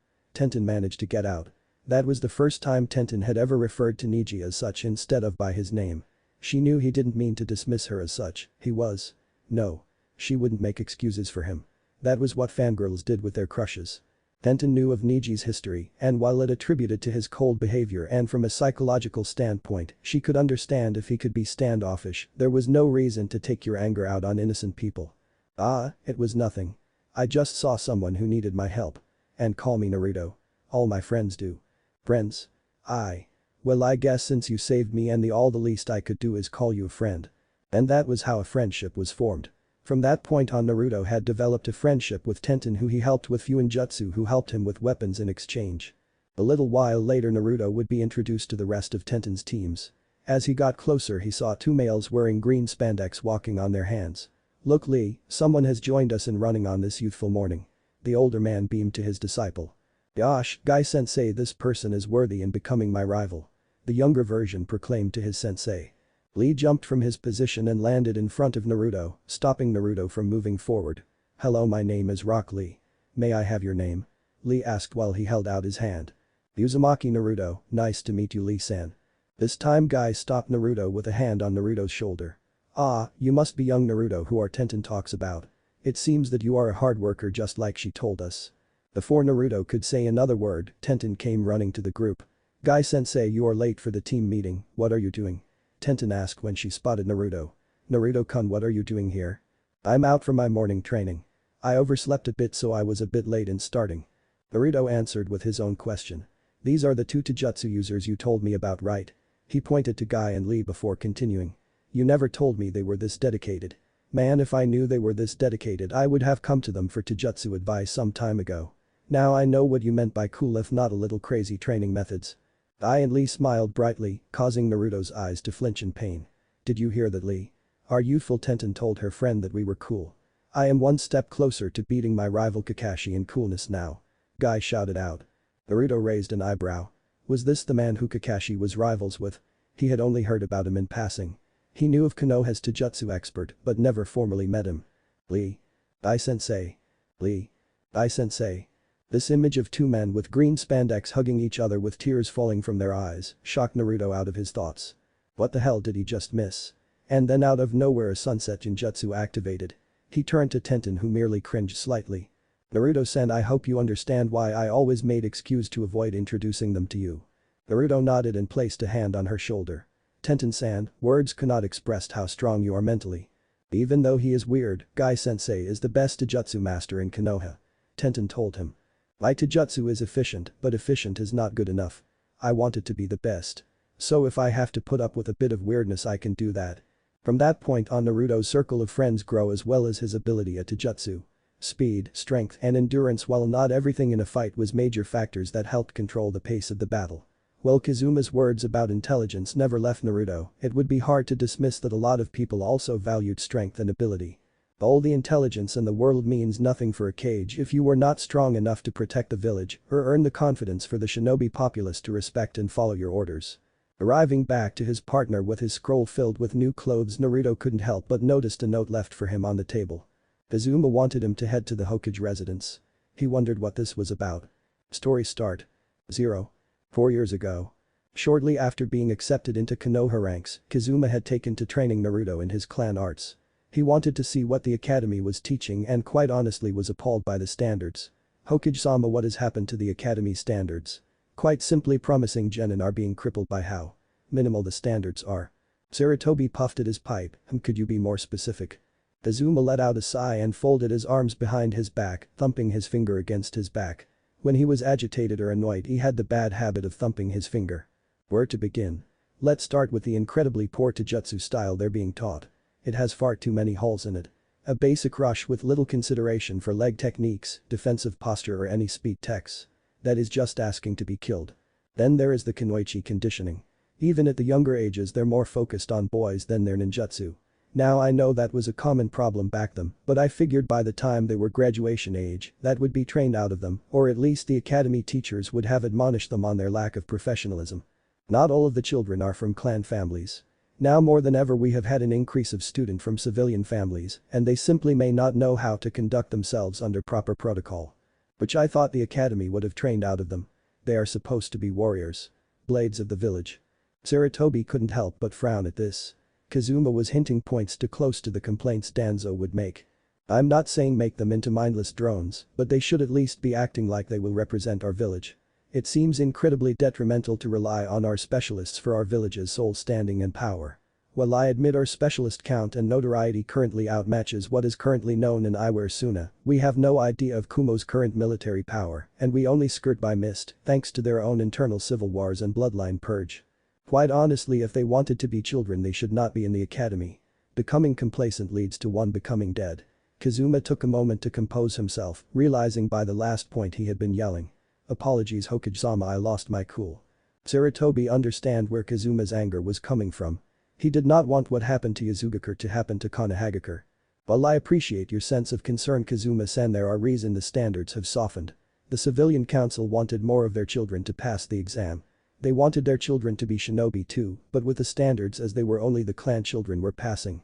That can easily be explained as the clan's more militaristic mindset gave their children the proper tools and knowledge before they joined the academy. The first few years curriculum is stuff they should know prior to attending the academy. I mean, for heaven's sake, even the basic tree walking exercise has been cut. How do our genin stand against others with such low level of training?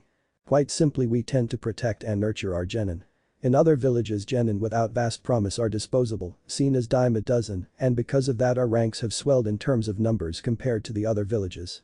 Our number of chunin and jounin have swelled to 22% and 8% respectively overall, compared to the other villages. This has allowed us to have a greater number of patrol shifts to secure our border and allow us to take on a greater number of missions. Our yearly quota of mission completion has increased 32% for mission ranks D to B, with a 7% increase for ranks A and S. Sarutobi Hiruzen was not known as the professor for nothing. It appears that there were other factors that such lax standards may have influenced positively, but Kazuma felt that they could have done all that but still improve the overall level of genin. What about ISAP Hokage-sama? They had to have at least that. The institution of shinobi analysis and performance, while expensive, was a highly useful program.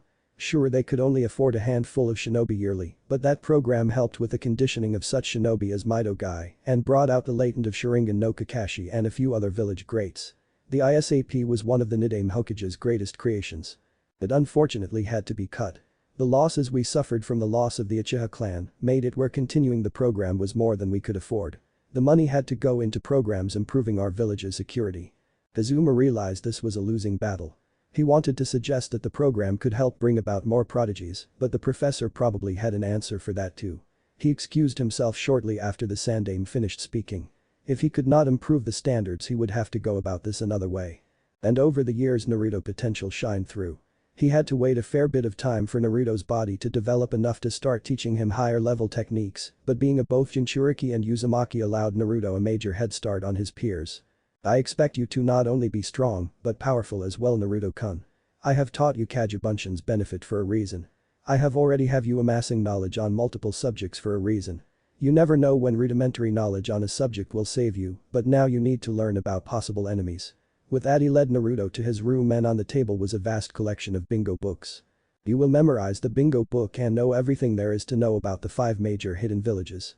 Naruto understood where his uncle was coming from. The information gathered would make him into a venerable walking dictionary.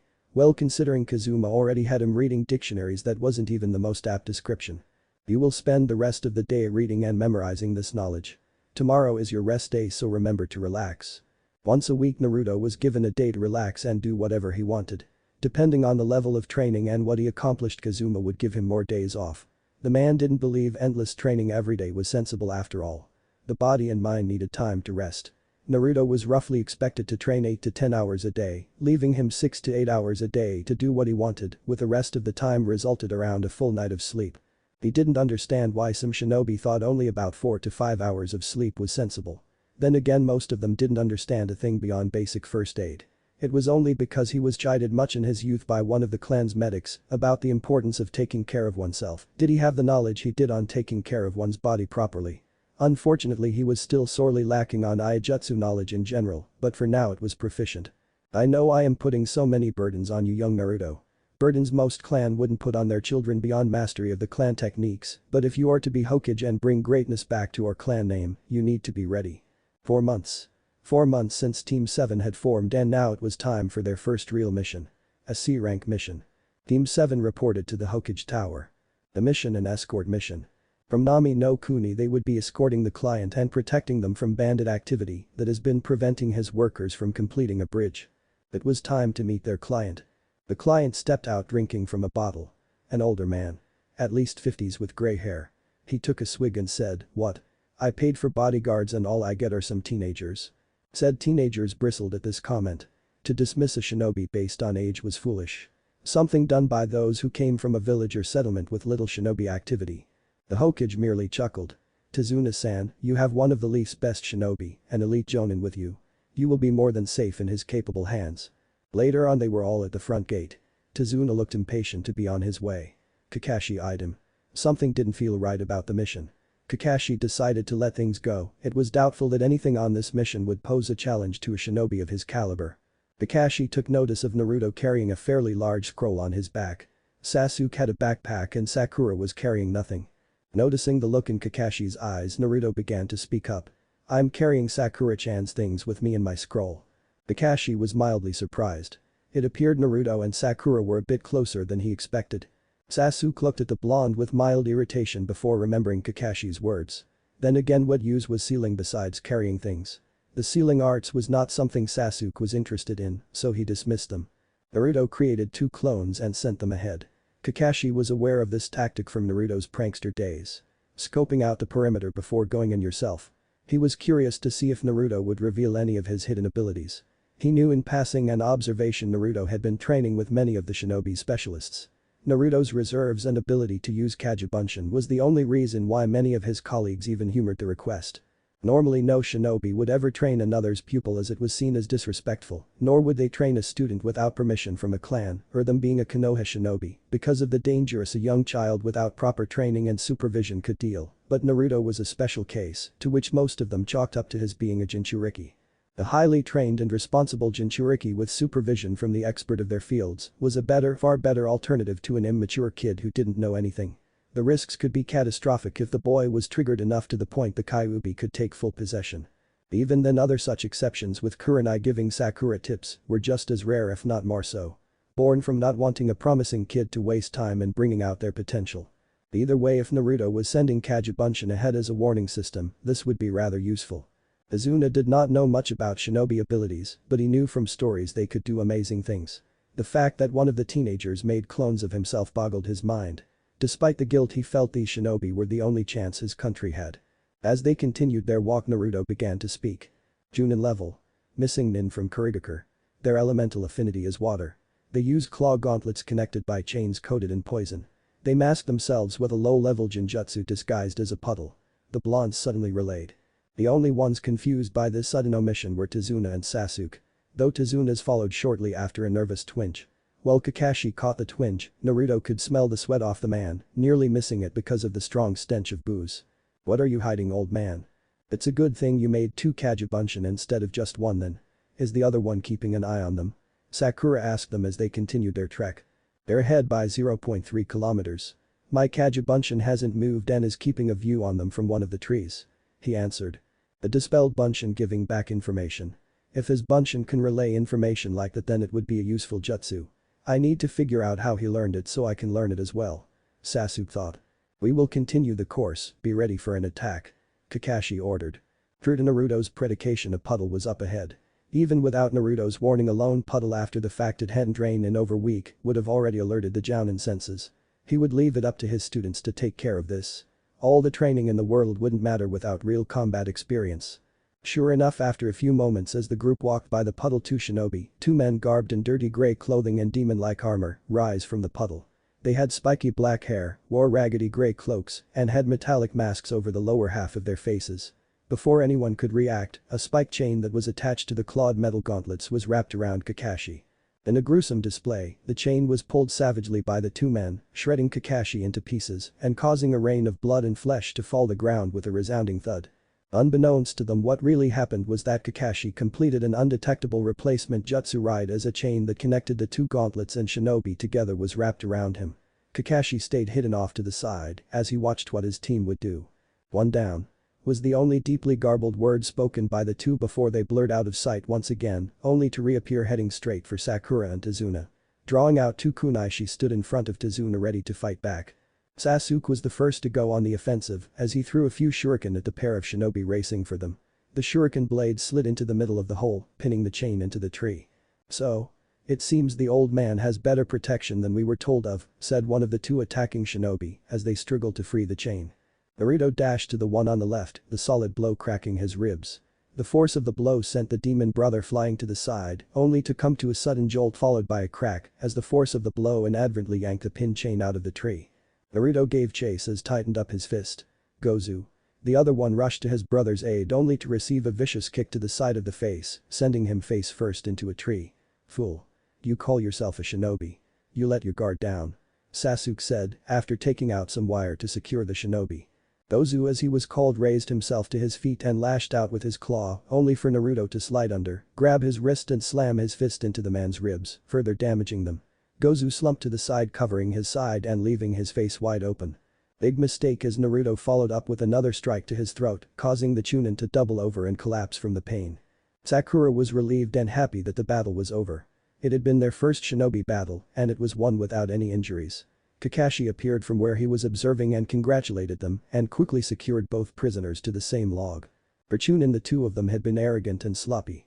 They must have barely made Chunin based on their strength compared to other shinobi from their exam.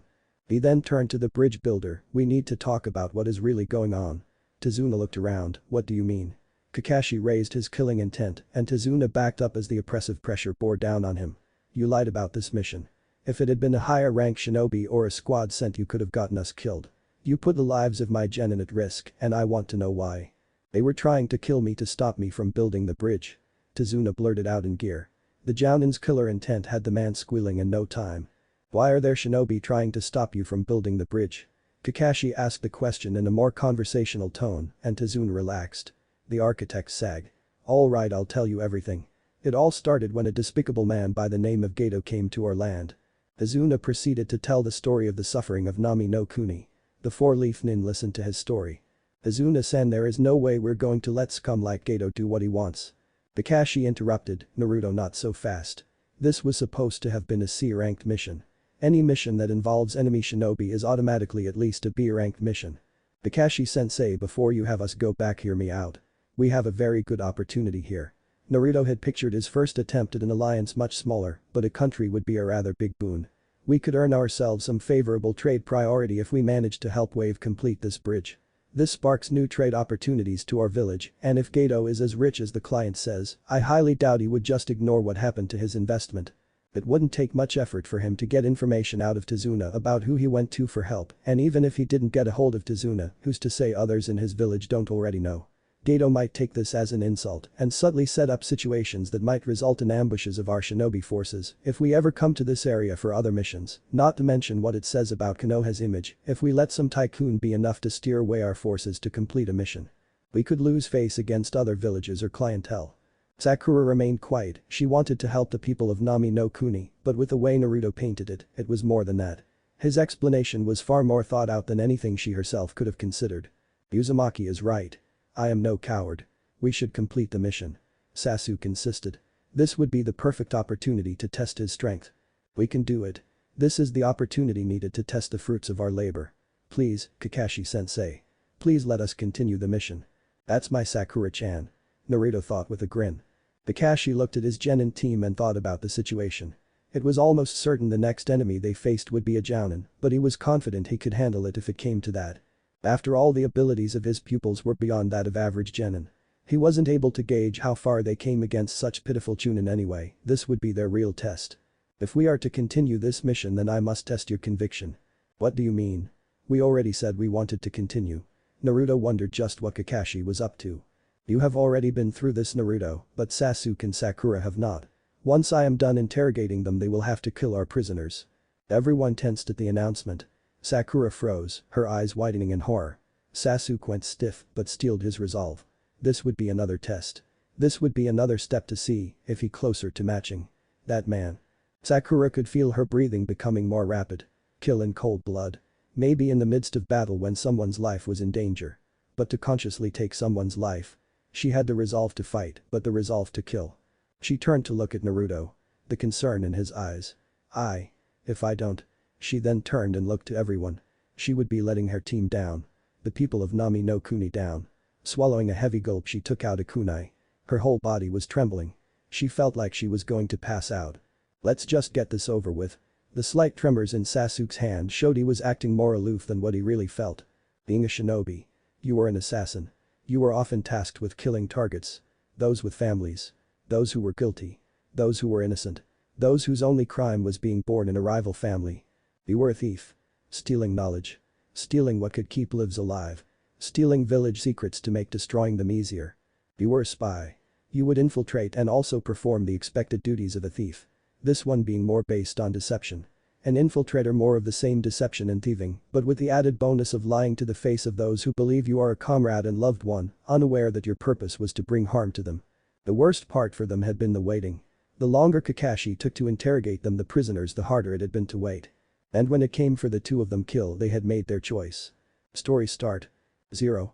It had been a day since the run-in with the demon brothers and his teammates had been doing far better. Whereas Sasuke had been more of the same, quiet. Sakura had took the decision pretty hard, emptying the contents of her stomach not long after. When they had stopped to camp she hadn't left Naruto's side who comforted her. Who had been there for her when she had a nightmare about what occurred. Taking your first life was never easy for anyone. Something Naruto had learned quite some time ago. The worst part had been that it was an accident and he had went into shock. It took him some time and a good deal of counseling to get over what had happened. They continued their journey leaving Fire Country and crossing over into the next territory. Kakashi-sensei, how did such weaklings become Chunin? Sasuke had been replaying the details of the battle over in his head. On how he could have been more proficient. What could have had done better. How that man would have defeated them. Ranks aren't across the board in every village. Some villages have different requirements, though among the Great Five, we roughly adhere to similar tiers of strength. For other villages there are preference for other factors such as stealth or elemental affinity. It comes down to how each village structure their requirement for their ranks. Even exams and selection for ranks vary among the villages. Though rank is not always a way to identify someone's strength. A genin from one village could be as strong as a chunin or even a jounin from another village. It comes down to experience, teaching, and the potential of that shinobi. It gets easier, I promise. Naruto whispered to Sakura, who seemed to be lost in her thoughts. It never truly becomes easy or goes away, but it does get easier. There are many types of killings, but the biggest distinction of killers fit into two categories. The sick that enjoy preying on the weak or thrill of the hunt, and those who put down the rabid dogs that threaten stability and protect their loved ones and village. If I have to, I kill every single thug Gato sends our way to keep you safe, Sakura-chan. The declaration brought some color to Sakura's face. Naruto-kun. She wouldn't be weak. She wouldn't be a burden to Naruto. She would do whatever it took to keep him. To keep everyone safe. They soon found themselves taking yet another ride by boat to continue their journey before arriving back on land. Naruto once more was alerted when his clones had been destroyed. This time Naruto sent a group of 4 henge into their traveling group. And when they were killed he knew the identity of their next target. Momochi's Abusa, jounin level missing nin from Kurigakure. He had only recognized by mere chance. By the fraction of a second he had caught the glimpse of Zabuza's weapon, which he recognized from Tenten's descriptions. Favors close combat, user of Kenjutsu and wielder of one of Kiri's legendary 7 blades. The Kubikurumjm, an oversized broadsword, utilizes the iron from all the blood it sheds, from whoever it cuts, in order to reform itself if damaged or broken. Highly skilled in silent killing and with a water affinity. Ranked 4th in strength in his generation. The preferred counter strategy would be to separate him from his weapon and bombard him with speed. With his high level of physical strength, it would be preferable to attack with high level ninjutsu or jinjutsu to lower his guard. The last bit, a counter-strategy, was normally reserved for shinobi sent on assassination mission against high-profile shinobi to weaken another's military force. If not for the blonde's demeanor and care for his friends, Kakashi would have considered that Danzo himself had trained Naruto. How far? 1.3 miles. Seeing as he destroyed my clones, he will be on guard. Keep your guard up. I will be confronting Zabuza directly, do not interfere unless necessary. Get down. The split second after Kakashi's alert, a giant blade spun horizontally heading straight for Team 7. Instantly Kakashi was ready, having planned out 7 jutsu to use depending on how Zabuza would attack them. Instantly he used an earth jutsu that formed a giant hand out of the ground and caught the massive sword in its grip, depriving the man of his weapon. Zabuza Mamachi grunted, he had not expected the Jounin to so easily deprive him of Kubikirabacho. He had expected a full Jounin with high chakra reserves, after all, who would create so many Kagebunshin and henge them as a distraction. What he did not expect for it to be Kakashi of 1000 techniques. Seeing Zabuza's face, the Jounin correctly guessed Naruto hid his identity by having the clone that was him henge into a different form. A wise decision. With his identity shrouded, Zabuza had little to go on or in ways of planning before this confrontation. Kagebunshin no Jutsu. Springing into action, 50 Kagebunshin covered his teammates and the bridge builder from all sides. Zabuza cursed his luck. What sort of monsters were he facing for a kid to be able to create that many of those Bunshin and not be winded? Zabuza began to let his chakra flow into the air, creating a dense fog. Though Kakashi's superior speed allowed him to be on Zabuza in a near instant. Deprived of his weapon, Zabuza had no choice but to use his sheath to block and countered with a strike of his leg. Zabuza quickly created Mizu Bunshin to cover him. Kakashi revealed his Sharingan eye in exchange. Without his weapon and Kakashi's Sharingan, he was at a disadvantage. With the way Kakashi was making short work of his clones, he needed to think of something fast. Considering the reputation Konoha had for being soft with their genin, he figured attacking them would be a good way to get Kakashi to lower his guard. Quickly forming hand seals, Zabuza created a water dragon which emerged from the lake and launched at the team. Pain. Great fireball. Sasuke launched the giant ball of fire, which was easily extinguished and consumed by the Jounin's superior attack. Sasuke's face stricken and Sakura gaped in shock at the attack heading right towards them as Tazuna panicked for the genin to do something. Forming the tiger seal, Naruto began to unleash a jutsu of his own. Kaiten. Great dragon fire. Naruto's own grand reserves allowed him to build up his chakra and unleashed a dragon-shaped fireball that easily dwarfed Sasuke's attack. The moment he launched it, the other 3 had to shield themselves from the heat as the flame began to dry of the moisture in the air, thinning the fog and crisping the grass. Both techniques clashed and cancelling out each other, resulting in a burst of steam. The momentary surprise and shock allowed Kakashi to get a shallow cut on Zabuza's neck. His own honed reflexes from escaping Hunter Nin saved Zabuza's life. With Kakashi on him once more, Zabuza was forced into relying on Taijutsu. While his Taijutsu was deadly if made contact, it proved unable to land a hit on someone of Kakashi's caliber, whose rival was venerable Taijutsu master, the touted best in the Nation of Fire. At this rate he was going to lose, so he had to take a risk. Channeling chakra into his feet, he took angle Kakashi's next strike into the area of his arm thick with muscle, but not in an area his aide wouldn't be able to amend in a few days top. With the Jounin in striking range, he put all his power in the next punch, nailing Kakashi in the ribs with enough force to send Kakashi reeling back, momentarily knocking the breath out the Jounin's lungs. If not for his protective jacket, the blow would have likely caused him a rib fracture. Zabuza charged to where his blade was kept and channeling chakra into his hand, shattered the top layer fingers of the earth palm, fracturing 2 of his fingers in the processes. Zabuza was no stranger to pain, but what was a little pain when the alternative was death? With his redrawn blade, Zabuza blocked the shuriken hurled at him by Kakashi, who was preparing to launch a water dragon at him. Zabuza had no idea what compelled him to get into a contest with the shinobi, but he found himself forming the hand seals and summoning his own water dragon. The 2 powerful techniques erupted from the lake and slammed into each other. With a momentary distraction, Kakashi was already beginning to form the hand seals for his famed jutsu, the Rikiri, when out of nowhere, something collided with Zabuza and sent him into a tree. Out of nowhere appeared a shinobi in Kiri garb whose identity was covered by a white mask. Thank you for your assistance in wearing down Mamachi Zabuza. I have been tracking him for weeks, but you understand why I cannot allow shinobi from another nation to get a hold of him and learn sensitive information from our village. The shinobi shushin next to Zabuza's body, removing the senbon and laying the body down. Don't you just need the body and weapon if you're worried about your village's secrets? At least let us show the head at a bounty station to collect the bounty. Getting Zabuza's bounty would just be added to their mission pay for this mission and an added bonus of notoriety for his squad. Seeing the hunter nin's hesitation, Kakashi made a move to rush him, but was not fast enough to catch him. He let out a curse as he was a second too late. It looked like Zabuza had an accomplice. Before he could relay this information, he could feel himself getting weak. While he was physically okay for the most part, the chakra consumption of the Sharingan on his body was simply monstrous. "Get us to the client's house," Kakashi managed to order before passing out. Team 7 arrived to a medium-sized, two-floor house that was directly adjacent to the ocean. They had followed the river until they reached the entrance of the main town of Wave Country before they walked towards where Tazuna lived, which was on the docks of said town, just by the ocean. They could see the bridge from there, and they noticed that the distance between the bridge and Tazuna's house was not that big. Tazuna's house had cream-colored walls, which had a few rectangular windows, and had red-colored tiles, with the second floor being smaller than the first one and resting directly on the center of the structure. And while the house looked comfy enough from the outside, one could clearly see that it lacked some maintenance, but compared to the others, this one actually looked nice. "Father. You're home." Greeting them was a woman who looked to be in her late 20s, if maybe not early 30s. She was remarkably beautiful with dark blue-colored hair that reached the small of her back, and long bangs framed her pretty face. Her outfit was that of a simple reddish pink and long flowing blue skirt, but it showed off her womanly form nonetheless. She had fair-sized breasts with wide hips and was fairly tall. Tazuna beamed as he hugged his daughter.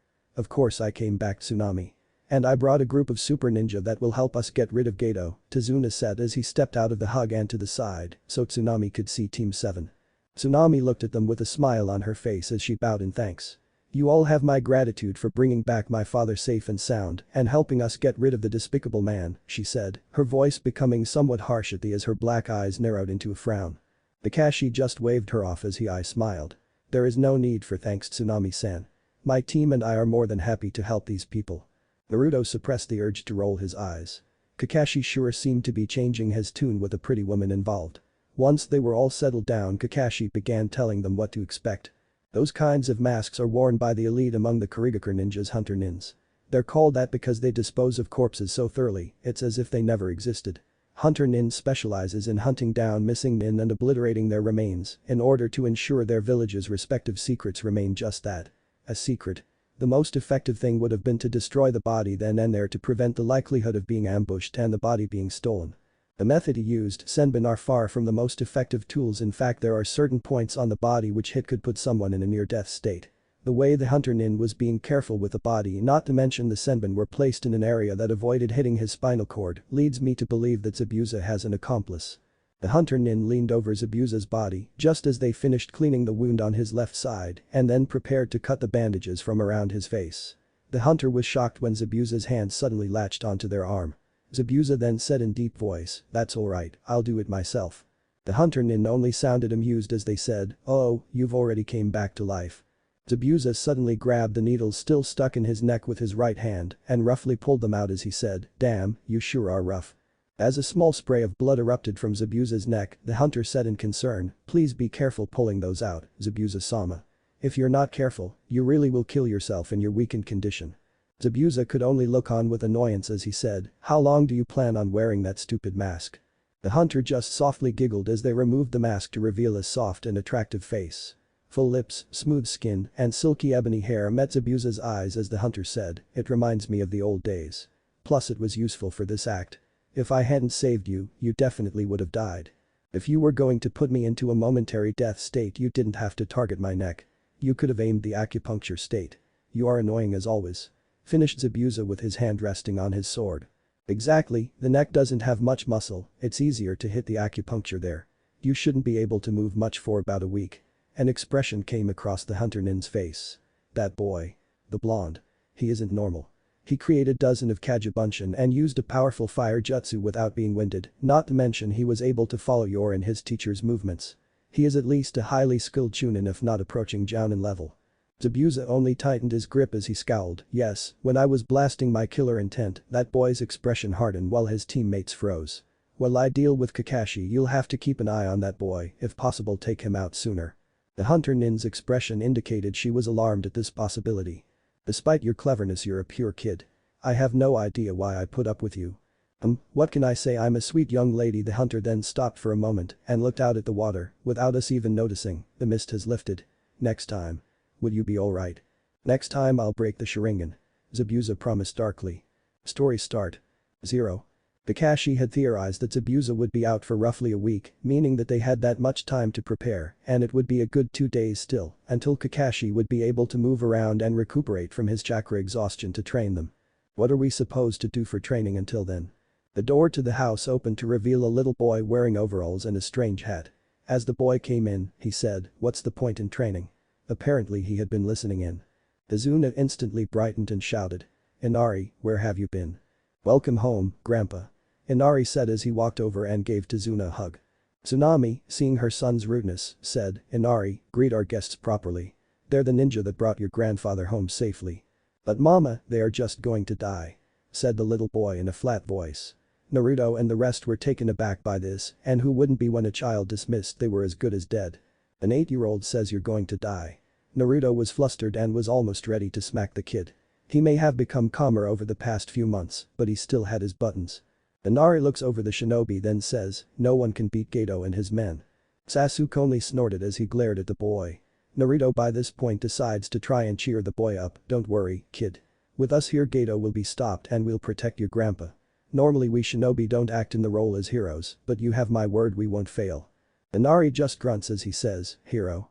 You're dumb, there's no such thing." Naruto shook his head, saddened to hear such a thing from a child. "Whether you believe us or not, we are shinobi. We are paid to do a job, and we will do it at the cost of our own lives if necessary. It doesn't matter if you think of us as heroes or not, but we will not fail." Naruto then locked his blue eyes with Inari again, causing the boy to drop on his behind. "I cannot and will not die before I achieve my dreams. In 7 days' time Gato will be dead. That I assure you." Not long after Naruto's words, Inari had stormed off in a huff.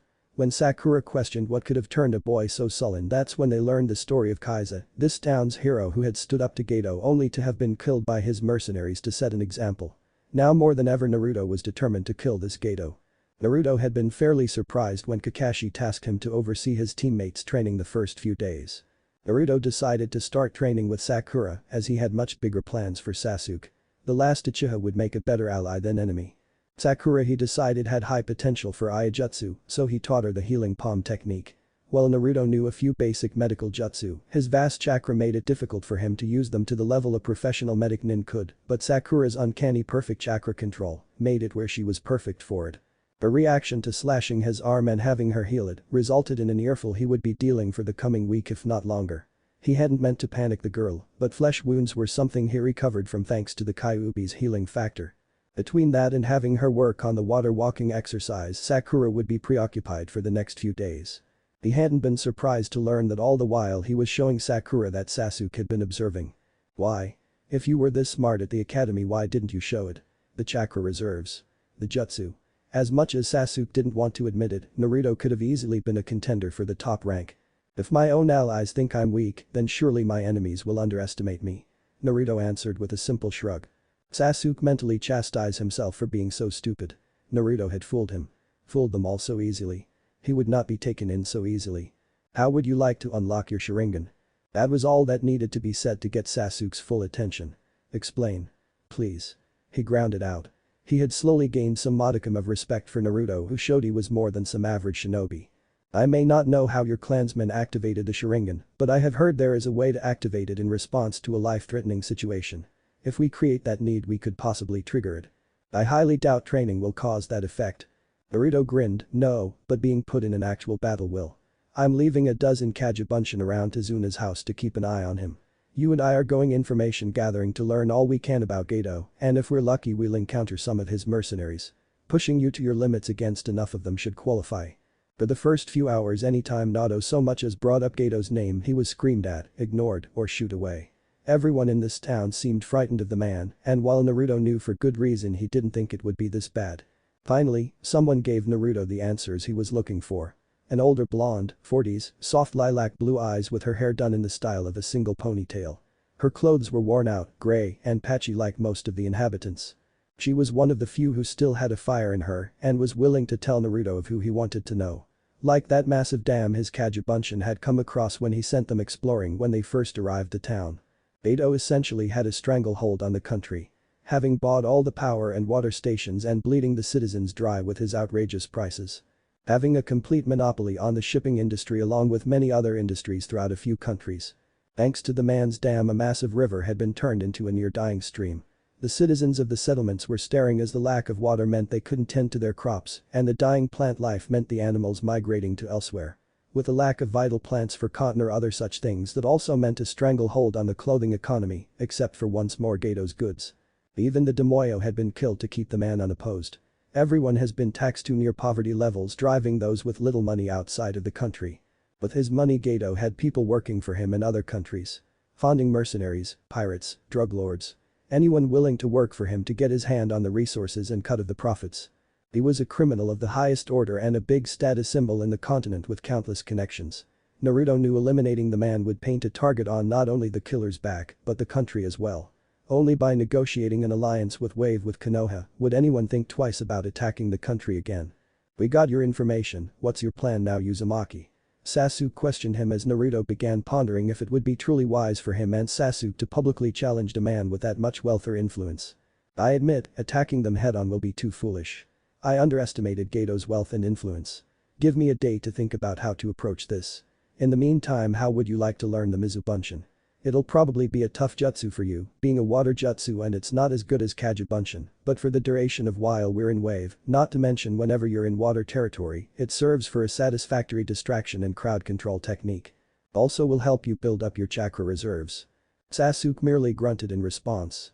Well, something was better than nothing, and while Sasuke was prideful, he was not eager to challenge a man who could practically hire an army of shinobi in retaliation for messing with his business.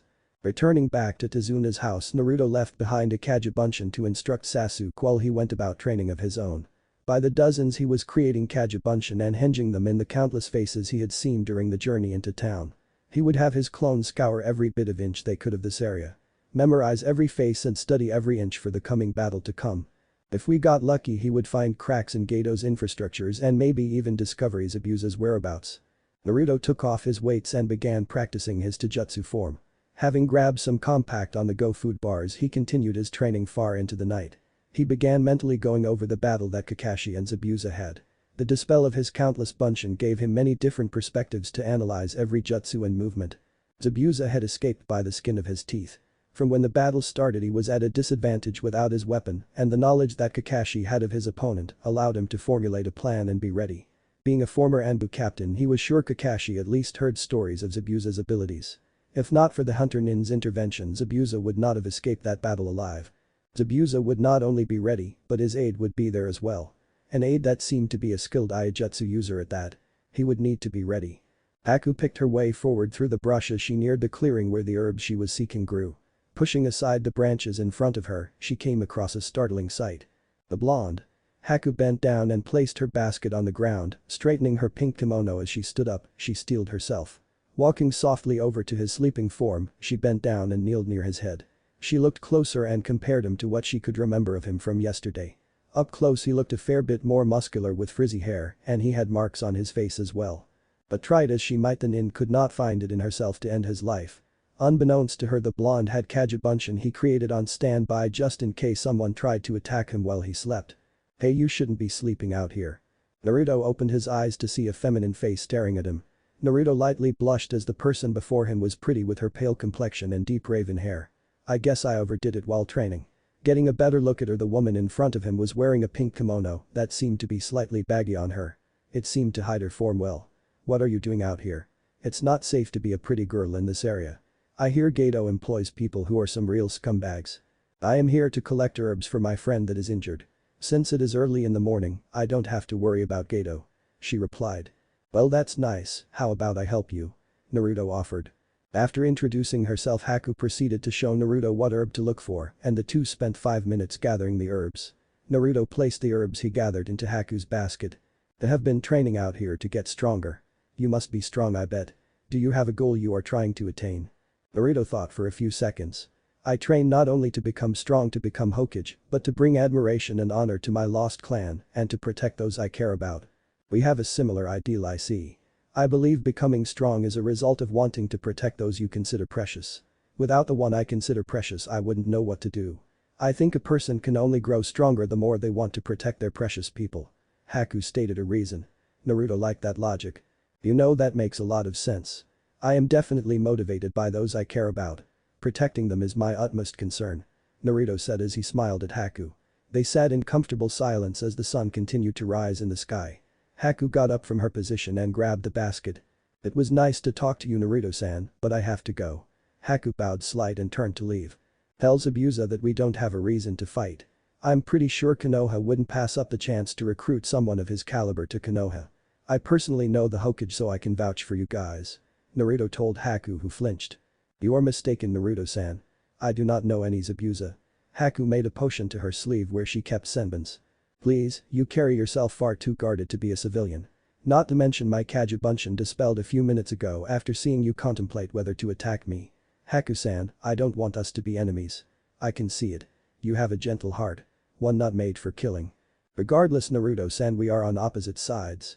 When the time that comes for us to fight, I must do what I most to protect Zabuza-sama. And until then, how about a truce? I am looking to eliminate Geto and help the condition of this country. If Zabuza agrees not to kill the bridge builder, I'll pay him 3 times what Geto was offering him." Haku was a bit skeptical at this. "Many have tried and failed to kill Geto. What makes you any different?" "What can I say, I have a habit of being surprised," he replied with a wink. Something about the blonde's conviction and confidence made Haku want to believe him. "I also would hate to have to fight you," he added as Haku contemplated his words and linked them to his first reaction upon seeing her. "You do know I'm a boy, right?" Haku said as she watched Naruto's reaction. Naruto was shocked at the sight of such a beautiful boy before he began laughing. "That would have gotten me, Haku-chan, but you're kind of lacking something," Naruto said, pointing to his own Adam's apple. "Not to mention you don't smell like any guy I ever met." "I am in fact a boy." Haku denied the claim that she was female. Zabuza taught her that hiding her identity since kunoichi by far were targeted for violent and sexual crimes by a substantial rate, not to mention decimation. "I'll keep your secret between us, Haku-chan, but you don't fool me. I hope we can meet again before the battle. Also, your chest bindings are showing." Haku looked down and immediately cursed herself for being so gullible. She didn't know what to make of the blonde, but one thing was for sure. If he had wanted to, if he could have made the first move and attack her after his clones had dispelled. Without a large body of water, she was at a clear disadvantage in this forest area. Either way, if she did agree to meet him again, she might be able to pump information out of him about his teammates. "There is a festival over in a town 8 miles from here, which will be occurring 2 days from now. It's one of the few towns that has any money left. If you want, we could attend. By tomorrow, Zabuza would have recovered enough to be able to hold his own against any of Zabuza's bandits or so-called samurai." "I'll see you there, Haku-chan," Naruto replied with a grin. He was sure Haku would be using the opportunity to try to get information out of him, but all the while he would be doing the same. 6 days. They had 6 days to get ready. Story start. 0. With his clones further overlooking the training of his teammates, Naruto continued looking into the situation. Further investigation showed that there were steps Geto took to hoard the water supply of the island. The combination of taking on various cheap construction contracts to build a massive wall that would border the island, as well as many thugs use as his guards. Naruto could only theorize that he might have either bought off bandits or leased criminals from lockup for a hefty fee to make up his forces and let them do what they please short of killing people indiscriminately. After all, dead citizens meant less money for Geto to squeeze tax money out of them. Naruto continued his mission of information gathering. Arriving to one of the large towns, he took notice of the condition of the dying land. What looked to be a once flourishing settlement thanks to the water was slowly dying out. Per usual, he was taking down note of how many thugs were employed in the town, what they carried, all the useful information. He would need to know how many Kagebunshin to create, the time to deploy them, and how to avoid dragging civilians into the fight. He would have to formulate a route through each of the settlements and move at a speed faster than information could be sent and eliminate each and every unit. There was also the matter of getting his hands on Geto's money. He would need access to bank accounts. Passwords. Everything. Just killing Geto would be a waste without getting everything he could out of the man. That also includes information on his cronies. As Naruto continued looking around, he caught sight of something interesting. It was a crowd of people gathering around someone.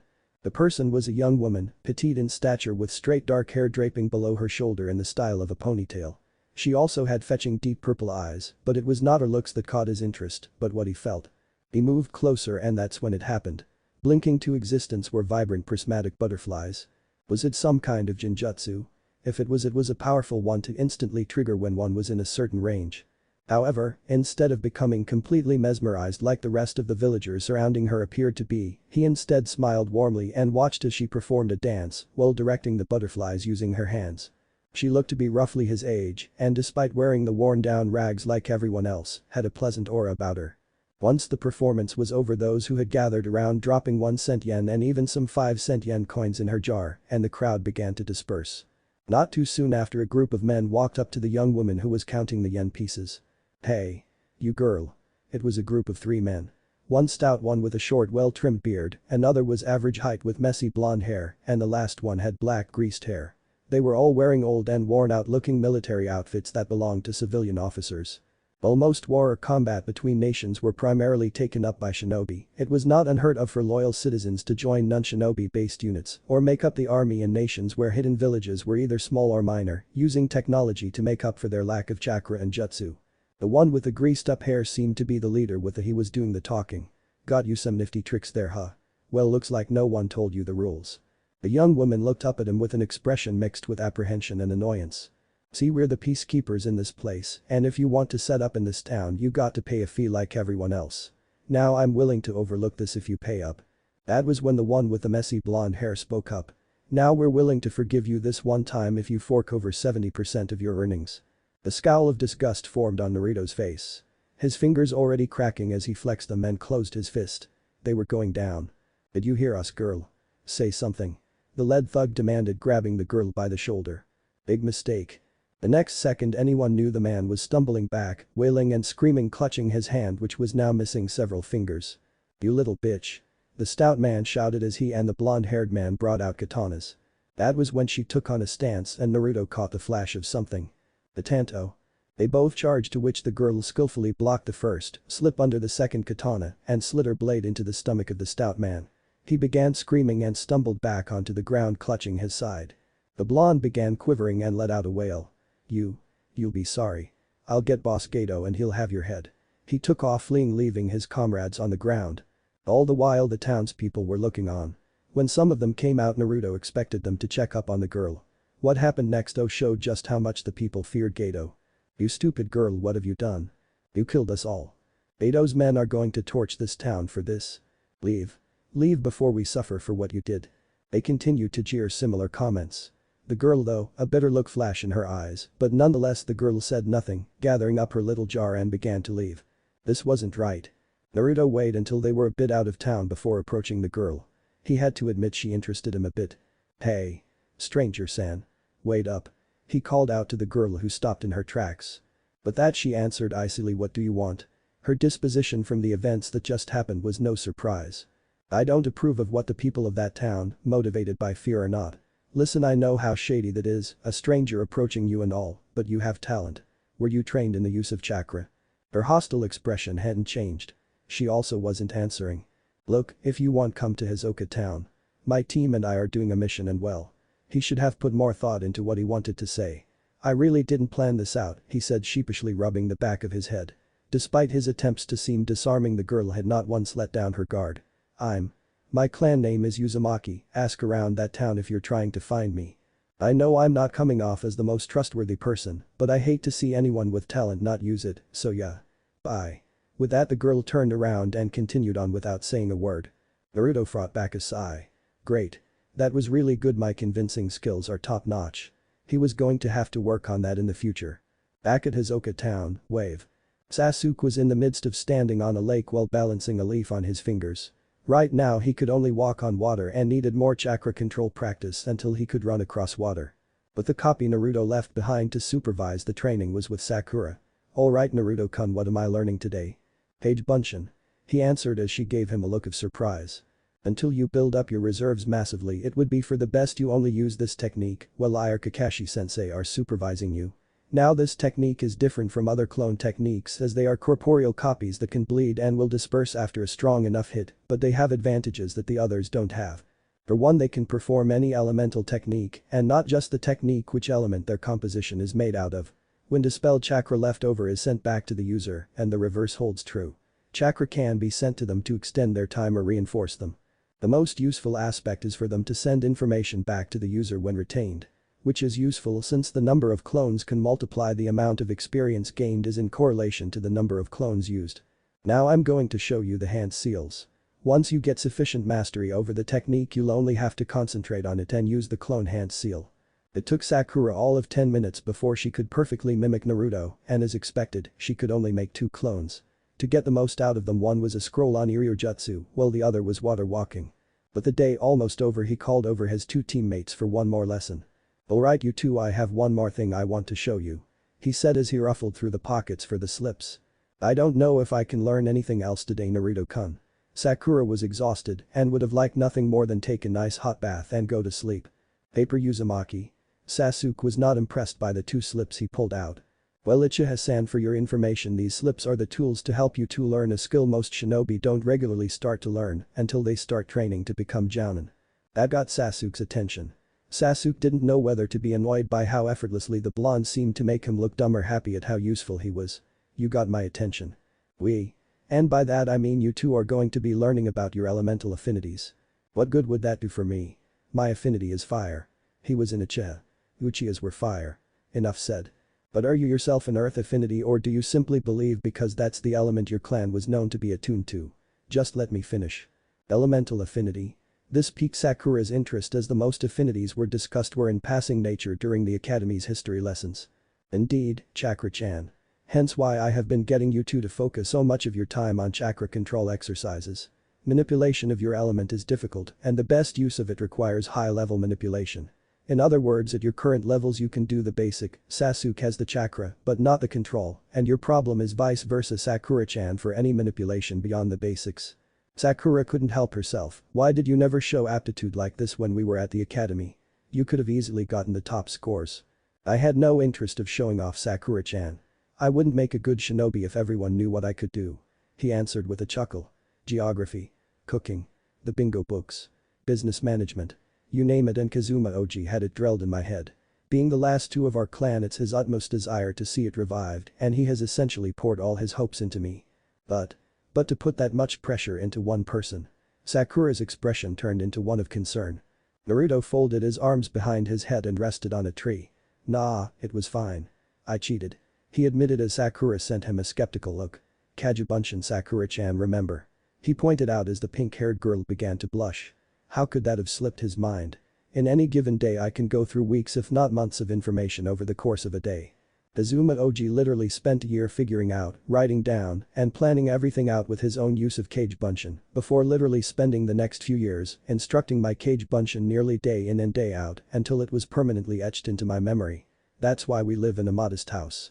All that money went into getting scrolls and whatever he could find on subjects from foreign nations. That was the real killer for our budgets. Exporting and shipping from other nations. So in other words, you're a walking library. Just how much did Naruto know? To be fair, if you can use a technique like Kagebunshin, why wouldn't you exploit it? But I wouldn't say library. Even that method has the dangers of the mental feedback. It's only been until the last year or so that I could handle the feedback of mass dispels or a backlog of days' information. It took years of meditating and having my Kagebunshin dispel in shifts and mastering the technique and varied mental commands until I can use it like I do now. It's only been these past few months that the sheer information gathering and training gains I have been receiving can be considered monstrous, as I still not only had to memorize and commit the information to memory, but wait until not only was my mind developed enough for the information, but my body physically trained up enough to start putting a lot of what I've been learning to use. Anyway, we kind of went off track of what I started talking about. Anyway, what we have been doing has been about increasing your control and stamina, as well as setting you to the path of physical conditioning. That's where we come to the physical nature of things is what happens when we use elemental jutsu, which changes the physical form of our chakra. The using part is easy, but the manipulation is difficult in this training method because each element is different in how you handle it. Which is why most shinobi only ever master 2 elements, and even then it's more accurate to say master one and is proficient in the other. The time to practice and master multiple is more time than people are willing to put into it unless they have a Keki Genkai that makes them highly attuned to one or more element. That in a nutshell is elemental composition. Now spatial recomposition determines the power and scope of the jutsu. Both are necessary to not only mastering your element but leading you down the track of creating your own jutsu. Naruto extended his hand forward and pointing 2 fingers outwards. A strong force of wind gathered around him causing his clothes to begin to flap. Futon. Bisecting blade. Naruto swung his arm vertically through a tree as a long and thin compressed blade of air slashed through the spotty cut. The tree soon fell over with a resounding crash. My bisecting blade, tuned enough to where I want to leave a superficial cut or with enough chakra cut through stone itself. though it relies on both my chakra and my own physical strength and mastery of arm movement to generate the speed and precision to follow through. How I manipulate it takes the technique anywhere from C rank to A rank. And that, my friends, is. Right, we get it. Train us already. One would think it was Sasuke's birthday and it was time to open his presents with the way his eyes lit up. Alright, calm down. He handed them both the slips. Concentrate your chakra into them. If the papers turn to dust, your element is earth. Fire if it blackens, and wind if it splits in half. For water, it will moisten and crumple up if it's lightning. He explained as he watched the two poured their elements into the paper. Naruto was faintly surprised when Sasuke's paper had started to blacken only to immensely crumple up. Though Sasuke more than Naruto was surprised. Seems like you have a major lightning affinity with a minor fire affinity. Lightning? I will have to learn lightning jutsu. Does Naruto know any lightning jutsu? I would go with Kakashi-sensei if you want instruction in lightning jutsu, Sasuke-san. Lightning is one of my lesser used elements. Sasuke nodded. Useful information. Perhaps he had been too quick to dismiss his team as useless and holding him back. Naruto was proving his merit and even Sakura was improving. She no longer fangirled him and she was actually training. That made her league above all the rest of those gold diggers that pestered him and were trying to get in on his Uchiha name. Sakura's paper, on the other hand, moistened slightly before it turned completely to dust. Wow, Sakura-chan, you have affinities for earth and water, though the water one is there slightly higher. He paused upon receiving the feedback of one of his clones dispelling. Looks like we're done for the day. Tsunami-san has finished cooking dinner. Sakura was relieved while Sasuke was disappointed. He wanted to learn more about his element. He could see it now. Striking that man down with heavenly retribution using lightning. Oh, this was giving him more creative ideas than simply using fire jutsu. As they were making their way, another one of Naruto's Kagebunshin had dispelled. Perfect, he thought. It was time to go pay a certain missing nin a visit. Story start. A single Kagebunshin had made its way into Gato's estate on the island. The place was massive. It was like a castle with all the signs of the man's ego being strewn about. Personalized statues of himself adorning the hallways. The view it gave magnificent. Countless hallways and balconies that served little to no purpose. A huge fortress, so to speak. Littered with guards who, considering Gato's greed, were your common thugs and not professionals. A unit of shinobi would be rather expensive for a lot of businesses, often ranging from a few million yen notes, depending on the time range and scope of the mission, to a payment as large as a quarterly of what a company would make in a year. But these Naruto just simply strolled by with the Academy Invisibility Jutsu. Hard to find something when you don't know you're looking for it. This place had many rooms. Living rooms. Office rooms. Bedrooms. But more than anything, there was storage rooms. The copy made more clones, which then proceeded to take out scrolls and began doing inventory of everything they could find. Naruto's clone's journey would have taken hours if not for the face. He created more copies and kept searching until he found what he was looking for. The massive office filled with filing cabinets, portraits and all sorts of other high-class stuff littering the space. And of course the man himself was there. For all the talk and fear surrounding him, Naruto had expected more than a gray-haired midget with glasses and a cane. Naruto sat in and watched as the business was conducted. Silently watching as Gato went about his business and had meetings. He took in everything he was learning. One of the common people Gato associated with was Waraji, a tattoo-covered brute with the eye-patch dress whose torso was covered in bandages and wore black pants. He was carrying around a katana and seemed to be one of Gato's personal thugs. The only name that stood out was Zori, that was sent into town about some disturbance. He sat there and listened to Gato complain about Zabuza's failure and how the wait was causing him money. Naruto had to steel himself from just killing the man in anger and disgust. He needed the man alive for now to get his information and began putting everything in place. He needed to get access to Gato's account and start pilfering without alerting his associates. He would just need a few days to get everything in order. He continued to watch as Waraji brought up the suggestion of hiring Kurigakure hunter nins. It would be too costly. Gato dismissed. Registered shinobi would be less likely to take my bribe for certain actions, and the last thing I need is for anyone sticking their nose in my business. My competitors would sell their soul for the lowdown on my practices, and there's no telling how quick those no-good shinobi would stab me in the back for the right price. For a man like Gato, reputation was important, and he was not foolish enough to think his thugs stood any chance against a unit of shinobi. Boss Gato, got a guy here who wishes to speak with you. Something about a job. Entering was whom Naruto assumed was Zori. A light-skinned man with bluish-white hair and black eyes. He had on a purple hat, wearing a blue jacket with multiple pockets and black pants, with a blue-handled katana strapped to his side. This better be good, Zori, as I don't like my time being wasted by no-names, Gato exclaimed, leaning back in his seat. The man who entered had black hair which he kept back in a small top knot. His face though was rather unremarkable, with his only distinguishing features being his slightly narrow eyes. He was wearing a pale green kozote with slightly darker green hakama, tied around the waist with a dark green sash. "Ah, Gato-san, pleasure to meet your acquaintance. I am Kisaragi Seaman, and I believe I can help you with a little problem you're having.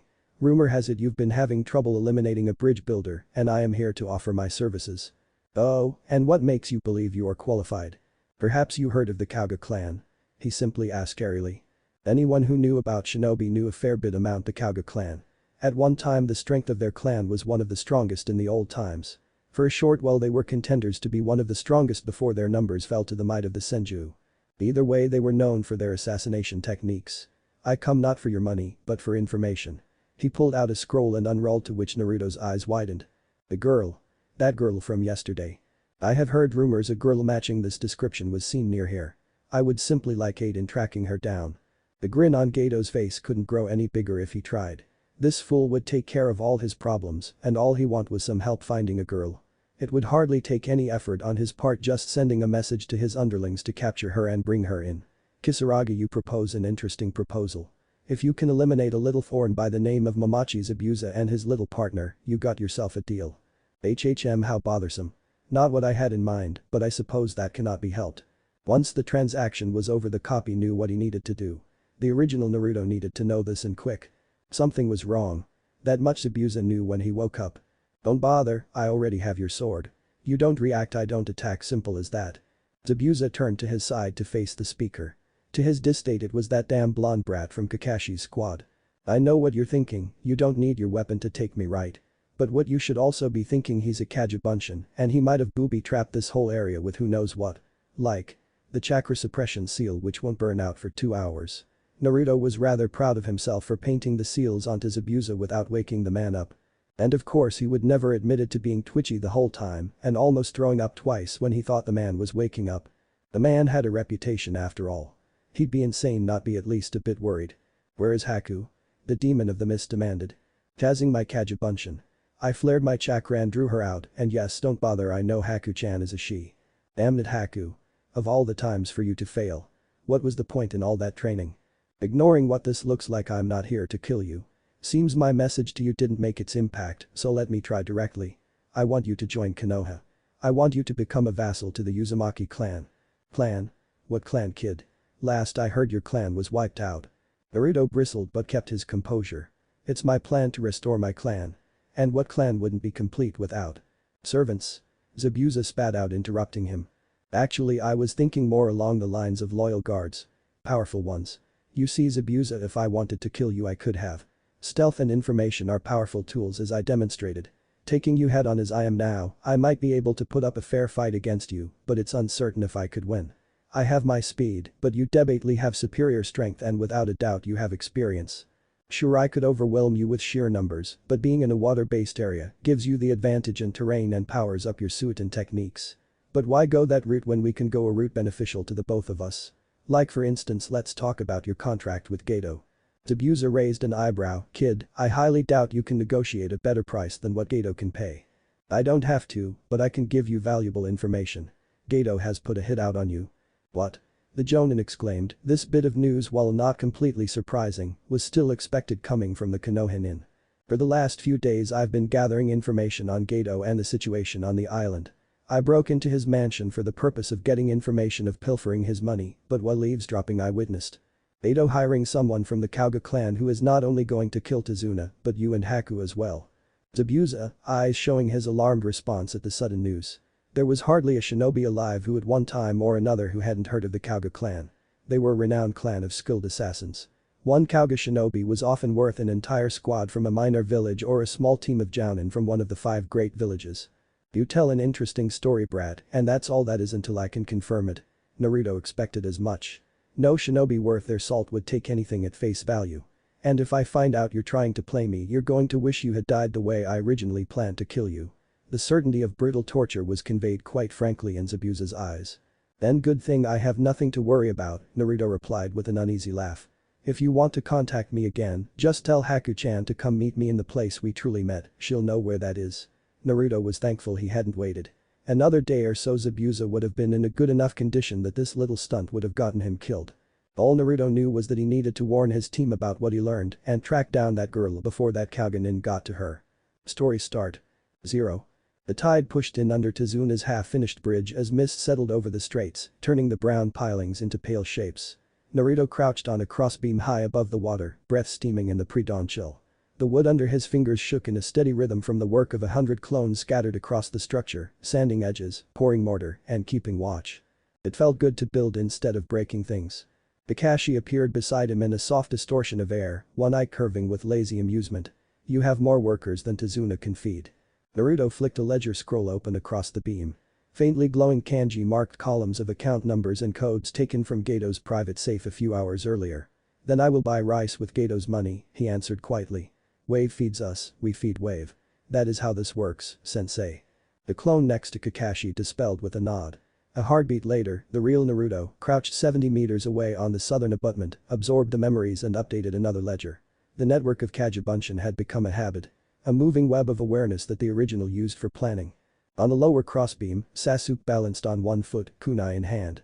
He worked through kata with calm precision, Sharingan inactive but his gaze sharp. Static crackled faintly as he channeled a thin strip of lightning along the blade, then let it fade. He glanced up. If Wave feeds us, maybe you should finish blackmailing Gato's bankers before you give away every Ryo, he called, voice dry. Naruto snorted. I am not blackmailing them. I am correcting the flow. Kakashi's masked smile did not reach his tone. Most people call that embezzlement. Repurposing stolen money, Naruto replied. His eyes stayed on the ledger. Besides, we have a bigger problem than my bookwork. Kauga clansman in black and sea green robes, mid-30s, Jinjutsu on his shuriken. Name is Kisaragi Seaman. Gato hired him last night to remove Zabuza and finish Tizuna. Sasuke stopped mid-kata kunai lowering. Kauga, he repeated. Wind trackers. They fought in the last war. Kakashi's eye lost its lazy curve. Lines at the corner tightened. We are already on thin ice keeping Mamachi alive. If a Kauga operative dies here in Wave, Suna and Kiri both will look for weakness. I did not say dead, Naruto reminded him. He rolled the ledger closed and stood. I said here. I want Zabuza and Haku alive long enough to choose a side. If I can turn them, we gain 2S rank guards and Wave gets time to breathe. You are 14, Naruto, Kakashi said quietly. Naruto held his gaze. You were 14 when you made Jinin. Time does not slow down for me. Sasuke looked away toward the sea. The first light of dawn spread over the bay, turning the ripples into a bright sheet of metal. Somewhere out in that haze, Kisaragi Seaman moved toward them. Sasuke flipped the kunai in his fingers. Then we make sure he does not touch our contractor, he said. Or our people. Naruto nodded once. Exactly. One threads of a snare. By midday the bridge deck rang with hammers and swearing that came mostly from civilians, but sometimes from clones. Tizuna's crews had grown confident under the protection of a leaf team and a captured missing nin. They even tried to keep time with uneven sea shanties while they hauled planks. Sakura kept the workers moving without overheating or collapsing. She walked the length of the bridge with a medic's kit and a clipboard, scolding clones when they ignored her water schedule. Naruto caught the edge of her voice from a distance and smiled. Hinata moved beside Sakura, pale eyes shifting as her Byakugan swept the shoreline and hills. The faint shadows beneath her eyes showed the hours she spent at night with Uzumaki sealing scrolls open on her lap. Ino shifted continually between the bridge and the fishing village. 1 hour she leaned on a barrel and coaxed extra nets of mackerel from a stubborn fisherman. The next she stood on a crate and bargained with a cluster of dockworkers, promising future trade contracts once waves stabilized. One day, Naruto thought, Ino would run an empire with a pen and a smile. On the far side of the deck, Sasuke drilled a trio of older teenage dockhands who had decided they wanted to be real fighters. He corrected their stances with short, precise comments. Your elbow is too high. That stance will collapse the moment someone sweeps your leg. Lower your center. Again. Naruto touched down on a hummock of stone near the bridgehead and looked over Wave's ramshackle town. Houses leaned into each other along the inlet, roofs patched with whatever people could find. Ropes and planks connected buildings that had no business standing on their own. Beyond the shacks rose Gato's coastal warehouse. It was a tall block of ugly wood and stone, with mercenaries posted around it. A perfect place for Seaman to stage his move. A faint disturbance in the air drew Naruto's attention. Mist thickened and then parted around a slim figure. Haku stepped out of it with quiet grace, the air around her sharper and colder by a small degree. She had learned to use mist as a doorway instead of just a cover. Naruto's pulse always jumped a little when she arrived like that. Zabuza-san read your note, Haku said. Her smile looked careful. He says that treating him like a lowly guard injures his pride. The free medical supplies and the barrel of chakra pills make it easier to tolerate. Naruto laughed. Tell him that if he stops swinging his sword at my teammates, I will upgrade his title to captain of Clan Uzumaki's sabers. Haku's shoulders relaxed slightly. The tension left her eyes. Then her expression changed. Seaman reached a village south of here at dawn, she reported. 4 people dead. Throats cut in clean lines. He is sampling blood. A chill slid down Naruto's back. Kauga trackers used scent and taste to follow chakra signatures. If Seaman fixed Haku's flavor in his senses, he would not need a Byakugan to find her. He would follow her through mist, forest, and snow without pause. Sasuke arrived at Naruto's side, shirt sticking slightly to his skin from drills. I saw what he did to the bodies, he said quietly. He cut them fast, then wiped every footprint. He is careful. We will intercept him before he reaches Zabuza, Naruto decided. He ran through a rapid series of seals and created 10 clones that broke away toward the southern headland. I will draw him in. Unacceptable. Haku's voice sharpened. You have risked enough. I can confront him. I carry Yuki blood. I can hold him in a field of ice until he pushes a wire into your spine. Naruto cut in. His tone left no space for argument. No. We work as a team. We will cut the field into sections and deny him any clean line. You trap. I hit. Sasuke covers the gaps and counters his illusions. Sasuke folded his arms. You like assigning roles for everyone but yourself. Naruto raised an eyebrow. I assign myself the dangerous part. That should make you happy. Sasuke looked briefly annoyed, then gave a short nod. Fine. I will watch for Genjutsu and finish him if he tries to run. Haku exhaled and bowed her head with formal care. I understand, Uzumaki Dono. Naruto winced a little at the title, but did not correct her. Then we move. Seaman moved through the inland pine wood with a light step. Needles cushioned his feet. The only sound came from gulls far out over the water. He unrolled a silk likeness of a copper-haired girl with slender features and studied it for a brief moment. Then he folded it again and lifted his head. A thread of cold brushed his tongue. A hint of snow in the air. Close. He drew a ring-handled kunai coated with a clear sleeping toxin. He imagined the throw and the weight of the captured body. 1 toss, 1 capture, ransom for the girl. Then a clean kill for Zabuza, a quick slice for the bridge builder, and an easy path out of wave with Gato's pay. An acorn clacked against bark behind him. Seaman turned his head. Nothing moved. The taste of the air shifted. He recognized that small wrongness. Illusion. Few people could fool him inside his own craft. A single snowflake touched his sleeve. He lifted his eyes. The forest around him had changed. Every branch wore a coat of ice. The bark glowed with thin frost. A dome of mirrors, pale and translucent, closed in around him with quiet finality. Seaman let out a short laugh. Hympton, he called. A child of Yuki, far from home. He flicked 3 shuriken into the air. Threads of chakra clung to them like spider silk. Shinkiro-sen. They would pass through surfaces, rebound, and strike from angles that normal eyes could not follow. Before they returned, the mirrors dissolved into a steady fall of snow. Seaman saw no trace of Haku at all. Instead, a blond boy dropped toward him from above, Rasengan bright in his palm. Boo. Seaman twisted, fingers knotting into ram and bore. Smoke flared as his outer tunic tore apart. Underneath, a fitted mesh armor plate shimmered with chakra layers. The Rasengan hit the armor and screamed along the plates, then exploded in a burst of pressure and blue light. The impact launched Seaman through 3 young pines. He hit a larger trunk and slid down, leaving scorched bark behind. He forced himself to stand. The armor hummed as it bled off the remaining spin. Blood trickled from his lip. His eyes narrowed. "The Jinchuriki came himself," he said. "Good. I was bored." Naruto landed and slid into a ready stance, expression flat. Mist thickened behind him. Haku stepped out with her hands already forming one-handed seals. Sasuke dropped from a branch to Naruto's right, Sharingan swirling to life. He rolled his shoulders once as if checking his own balance. "I am not a vessel," Naruto replied. "I am Uzumaki Naruto, next head of my clan. You are trespassing in my territory." Seaman answered with motion instead of words. Wires flashed, kunai spun, and shuriken with shifting edges filled the air. Naruto blocked with his own kunai and shifted his weight with each impact. A wire cut a shallow line along his wrist. Haku exhaled a storm of ice needles that met the shuriken mid-air with clean metallic notes. Frost bloomed on steel. Seaman bent backward in a smooth arc that pushed his spine to a limit beyond normal human range. He let the volley pass above him and slid closer, body low. His palm shot forward, chakra focused for a strike to Naruto's solar plexus. Sasuke was already moving. He stepped in and deflected the palm with a sharp parry, redirecting the force past Naruto's ribs. The impact still rattled Naruto's bones and pushed both boys back in the snow. "He is fast," Sasuke said between breaths. "And he hides his real movement behind the wires." Naruto nodded once. "Then we take away his ground." 4 clones erupted from the snow to the left, then 4 more on the right. Each clone flared bright on Seaman's senses. They darted around him, dragging their own wires and faking lines of attack. Seaman cut down the first clone with a slash across the torso. It burst in a cloud of salt and ash that stung his eyes. The second and third did the same, filling the clearing with harsh particles that clouded scent and sight. Haku's mirrors rose again, not as a solid dome, but as staggered panels that formed narrow corridors. They caught Seaman's reflection over and over. Naruto leaped high, wind spiraling around his heel. Photon. Shredder Gale. Compressed air drew into a blade that cut down through the clearing.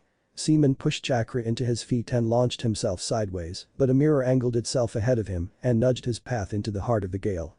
Wind screamed along his armor and drew lines of red across his skin before it flickered out. He hit the ground on his shoulder and rolled. When he came up, blood ran freely down his side. His grin showed teeth. "Perfect," he rasped. "Now I can give you a proper dream. Kmunkazin." He clapped his hands together. The forest shifted. The pines twisted into jagged stone pillars. The ground became uneven black rock. Thick red mist seeped from cracks. Haku's mirrors cracked and fell. Naruto's clones vanished as if they had never existed. Naruto felt the pressure slam into his senses and his spirit at the same time. It tried to drag his focus away from his body and into a false landscape. Sasuke's Sharingan widened. He saw the seams of the illusion. Every stone shimmered slightly out of rhythm with the chakra around it. His stomach rolled. He heard Naruto's voice, tight but steady. "He is trying to drown us in his picture." Naruto remembered other cages. He remembered the weight of another chakra pressing against his mind. Compared to that, this pressure felt crude. He bit his thumb. The quick pain gave him something solid. Chakra surged from the seal at his stomach and answered the foreign pattern with a swirl of its own. The basalt plane broke into strips. Between those strips, real trees flickered. "Nice trick," Naruto said, eyes locked on Seaman. "But Uzumaki blood does not enjoy being painted over." He formed tiger, hare, and boar. Crimson spirals of chakra rippled out from him in a widening ring, passing through Sasuke and Haku without harm. When they touched the Genjutsu's frame, they tore it apart like old cloth. The pine forest snapped back into place. Haku's mirrors stood unbroken. The snow lay in steady drifts. Seaman staggered.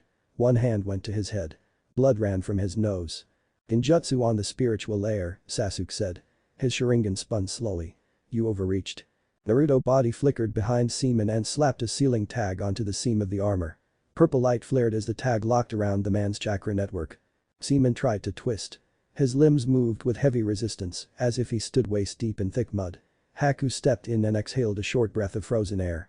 Ice formed instantly around Seaman's wrists and ankles, binding him to a solid trunk. It was finished. Sasuke watched the man strain once more against the seals and then relax. He let his Sharingan fade and exhaled slowly. "You always do this," he muttered to Naruto. "You pull some clan trick out of nowhere." Naruto wiped the blood off his wrist with a strip of cloth. "You broke his illusion first," he replied. "That is how this works. You see. I tear." Haku looked between them, faint amusement in her eyes despite the tension. "I will help move him," she said. "Then we can talk." The evening pushed orange light across Wave's horizon when Naruto, Kakashi, Sasuke, and Izuna gathered in the bridge's unfinished control hut. Seaman knelt in the center with 2 layers of chakra dampening tags on his armor and skin. Haku stood at his back. One of Naruto's clones held a humming Rasengan just above the floor for emphasis. Sakura cleaned the cut along Naruto's wrist with careful hands and applied antiseptic that stung. "You swing for headshots too often," she muttered. "You could have sealed him from the start." Naruto winced and gave a crooked smile. "If I sealed him at the start, we would not know how strong his illusions are. Or how many bones he can break before you learn that." Sakura taped the bandage in place and stepped back. Sasuke leaned against a wall with his arms folded. His eyes remained on Seaman. The expression on his face revealed little, but his jaw was tight. Kakashi addressed their prisoner. "Kauga clansmen follow a code of honor," he began. "You lost cleanly. That means you owe a debt. You can pay it with information." Seaman's gaze slid past Kakashi to Naruto. "Information for the girl," he said, meaning Haku. "Gato promised her. Now she stands free beside you." "Gato did not own her," Naruto replied. "She is under Uzumaki protection. Your contract is void. He hired Zabuza first and did not inform you. That is breach of terms." Seaman was silent for a long moment. Then the corner of his mouth moved. "My clan respects people who listen to fine print," he said. Very well. I will speak. He described sealed ledgers hidden 3 layers down in Gato's vault. He listed black market routes that crossed tea country and spilled into Fire's outer provinces. He gave names of courtiers in the Fire daimyo circle who had accepted steady payments to look away from Wave's suffering. Azuna's hands shook as he held his pipe. Sakura's brush flew across the scroll as she wrote. Sasuke listened without moving. When Seaman named the 3rd courtier, Sasuke's fingers dug into his own arm. Naruto noticed. You recognize those names? He asked quietly. Sasuke's eyes stayed on Seaman. I have heard some of them in my house, he answered. They visited my father. They paid respect to the Uchiha police force and then they pretended not to see anything that made them uncomfortable. Kakashi glanced at him once, then back at Seaman. Payment acknowledged, Kakashi said. Now you choose. Leave custody and a trial, or you walk out under oath never to raise your hand against Wave or those under Uzumaki protection. Seaman gave a short, humorless laugh. Leave prison grinds men down until nothing is left. I would rather keep my spine. He lifted his chin. I will take the oath. Naruto unrolled a blank contract scroll. Red Uzumaki seals blossomed along its edge. The agreement wrote itself as he fed chakra into the paper. Seaman pressed his thumb to his lower lip and smeared blood across the signature line. The seals flared and then settled. The ice fell away from his wrists and ankles. The external tags burned to ash. Seaman stood, inclined his head to Haku in brief respect, and walked to the door. He paused only once, eyes lighting towards Sasuke. You see too much for a child, he remarked. Do not stare at rot for too long, It spreads. Sasuke's gaze hardened. Then we cut it out, he replied. Seaman's lips thinned in something that was not quite a smile. He stepped into the dusk and vanished among the trees. They found Zabuza at the safe house, leaning on a crutch with his torso wrapped in sealing arrays and bandages. Kubikuramch rested against the wall beside him. I heard you caught the Kauga puppy without losing any heads, Zabuza remarked. Not bad for brats. Naruto tossed him a small glass vial. The liquid inside had a faint blue tint. Soldier pill concentrate, Naruto explained. 10 doses. Clean mix.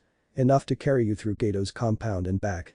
Zabuza uncorked the vial and sniffed the contents. He grunted. Decent quality. His eyes narrowed. Price. Swear service as captain of my clan guard for 10 years, Naruto said. He met the man's sharp gaze without flinching. In return I will fund surgery for your gatekeeper Yura, safe shelter for your apprentices, and a legal path back into Mist once the civil war ends. Silence held the room. Haku's fingers tightened around the cloth in her hands. She looked from Zabuza to Naruto and back again, tension rising in her shoulders. Sasuke watched from the corner, arms crossed. His eyes flicked to Naruto with a mix of irritation and a trace of respect. You are bargaining like an adult daimyo, he thought, not without unease. Zabuza's mouth curved finally. You have a talent for dangerous offers, he said. You want my blade, my name, and my habits under your flag. I want your strength where it will protect the people I care about, Naruto replied. And I will pay for it. Zabuza barked a short laugh. Fine. You get my sword and my loyalty. We settle Gato first. He pushed off the crutch and lifted Kubikuramch with his free hand.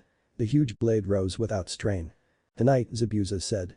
Naruto gripped his forearm. Tonight. Sasuke shook his head once, then stepped closer. If he betrays us, I will end him, he told Naruto quietly. Then we will both move, Naruto answered. Until then, we use what we have. The assault on Gato's compound unfolded with practiced rhythm. Naruto's clone set flash tags along the north wall and triggered them in sequence. The explosions filled the courtyard with white light and sharp sound, driving mercenaries away from the perimeter and toward the central yard. Sakura and Hinata entered from a side storeroom after Ino hijacked the minds of the guards posted there. Sakura's chakra scalpel dropped men with neat strikes that severed motor control without killing.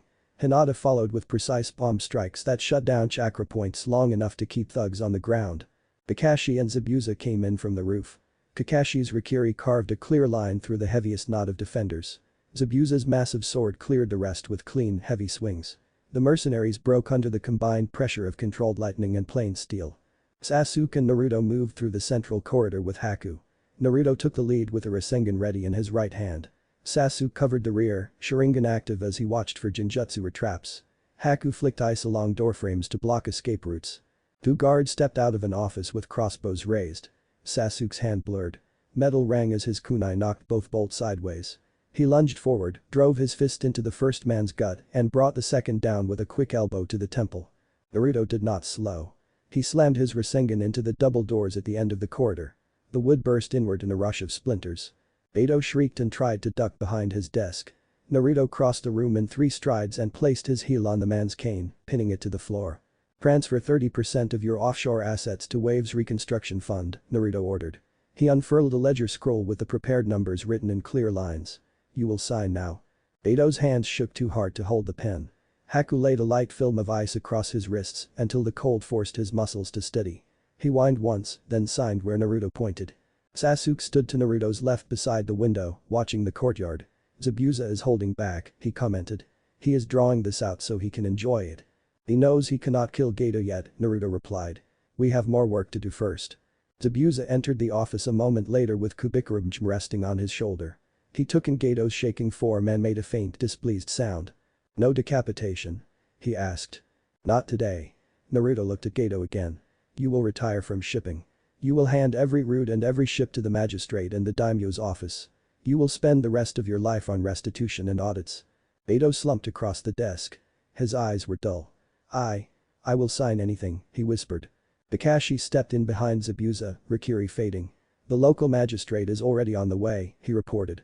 This will be a nightmare of paperwork, but he will live long enough for it. Naruto felt his shoulders loosen. One major threat removed. He scanned the room once more. Hinata appeared at the doorway and gave a short nod. No hostile chakra remaining, she said. Ino arrived behind her with ink on her fingers and a grin on her face. I have volunteer witnesses lined up for the magistrate, she announced. They were very eager to talk once the guards dropped their weapons. Sasuke let his Sharingan fade. Then we leave the rest to the adults, he said, although his tone suggested he did not trust those adults much. Naruto rolled up the ledger. We finished our part, he replied. Wave can start again. Later, after the magistrate secured Gato and his records, the villagers built a bonfire on the beach. Driftwood stacked high sent steady flames into the darkening sky. People beat on improvised drums. Children ran in circles around the light. Tsunami ladled thick fish stew into wooden bowls. The smell of broth, seaweed and fresh herbs drifted across the sand. Naruto sat cross-legged near the fire. Sakura leaned back on her hands, letting the heat dry the sweat at her hairline. Ino perched nearby, ankles neatly crossed, hair held back in a loose tie. Hinata sat close to Naruto, shoulder against his, head resting against him with quiet trust. Across the sand, Zabuza dozed upright with his back against a log. Haku lay with her head in his lap, eyes half-lidded as she listened to the drums. Kubikurum stood buried in the sand beside them. Zabuza's hand rested lightly on the hilt, but his posture had lost the constant edge of threat. Sasuke sat a short distance from the others, closer to the edge of the light. He poked the sand in front of him with a thin stick and watched the waves. Kakashi strolled over and crouched near Naruto. Well, future Hokage, he remarked. You neutralized a crime lord, recruited 2 S-rank assets, and jump-started a country's economy in 4 days. Do you want me to start writing your campaign posters now? Naruto's cheeks flushed a little from the fire and from the weight of Hinata's hand twined with his. I would rather not have anyone try to kill me at sunrise for a few days, he answered. I am still 14. Sasuke glanced over. Then stop acting like a 40-year-old daimyo, he said. Just for tonight. Ino smirked. She rose, smoothed her skirt and held a hand out to Sasuke first. Come on, broody prince, she called. The villagers started a dance. You can frown in rhythm. Sasuke eyed her hand as if it were a trap. No. Ino turned to Naruto instead, hands still out. Fine. Future clan head, then. Up. Sakura stood as well and gave a little bow. Ladies first, she said, gesturing toward Hinata with a teasing smile. But we are not letting you sit out, Naruto. Hinata's fingers tightened briefly around Naruto's. She stood, tugging him to his feet with more strength than her small frame suggested. Please come, she said, voice soft but steady. We all made it. We should celebrate together. Naruto could have argued. Instead, he let them pull him toward the ring of fishermen who had begun a clumsy, cheerful circle dance.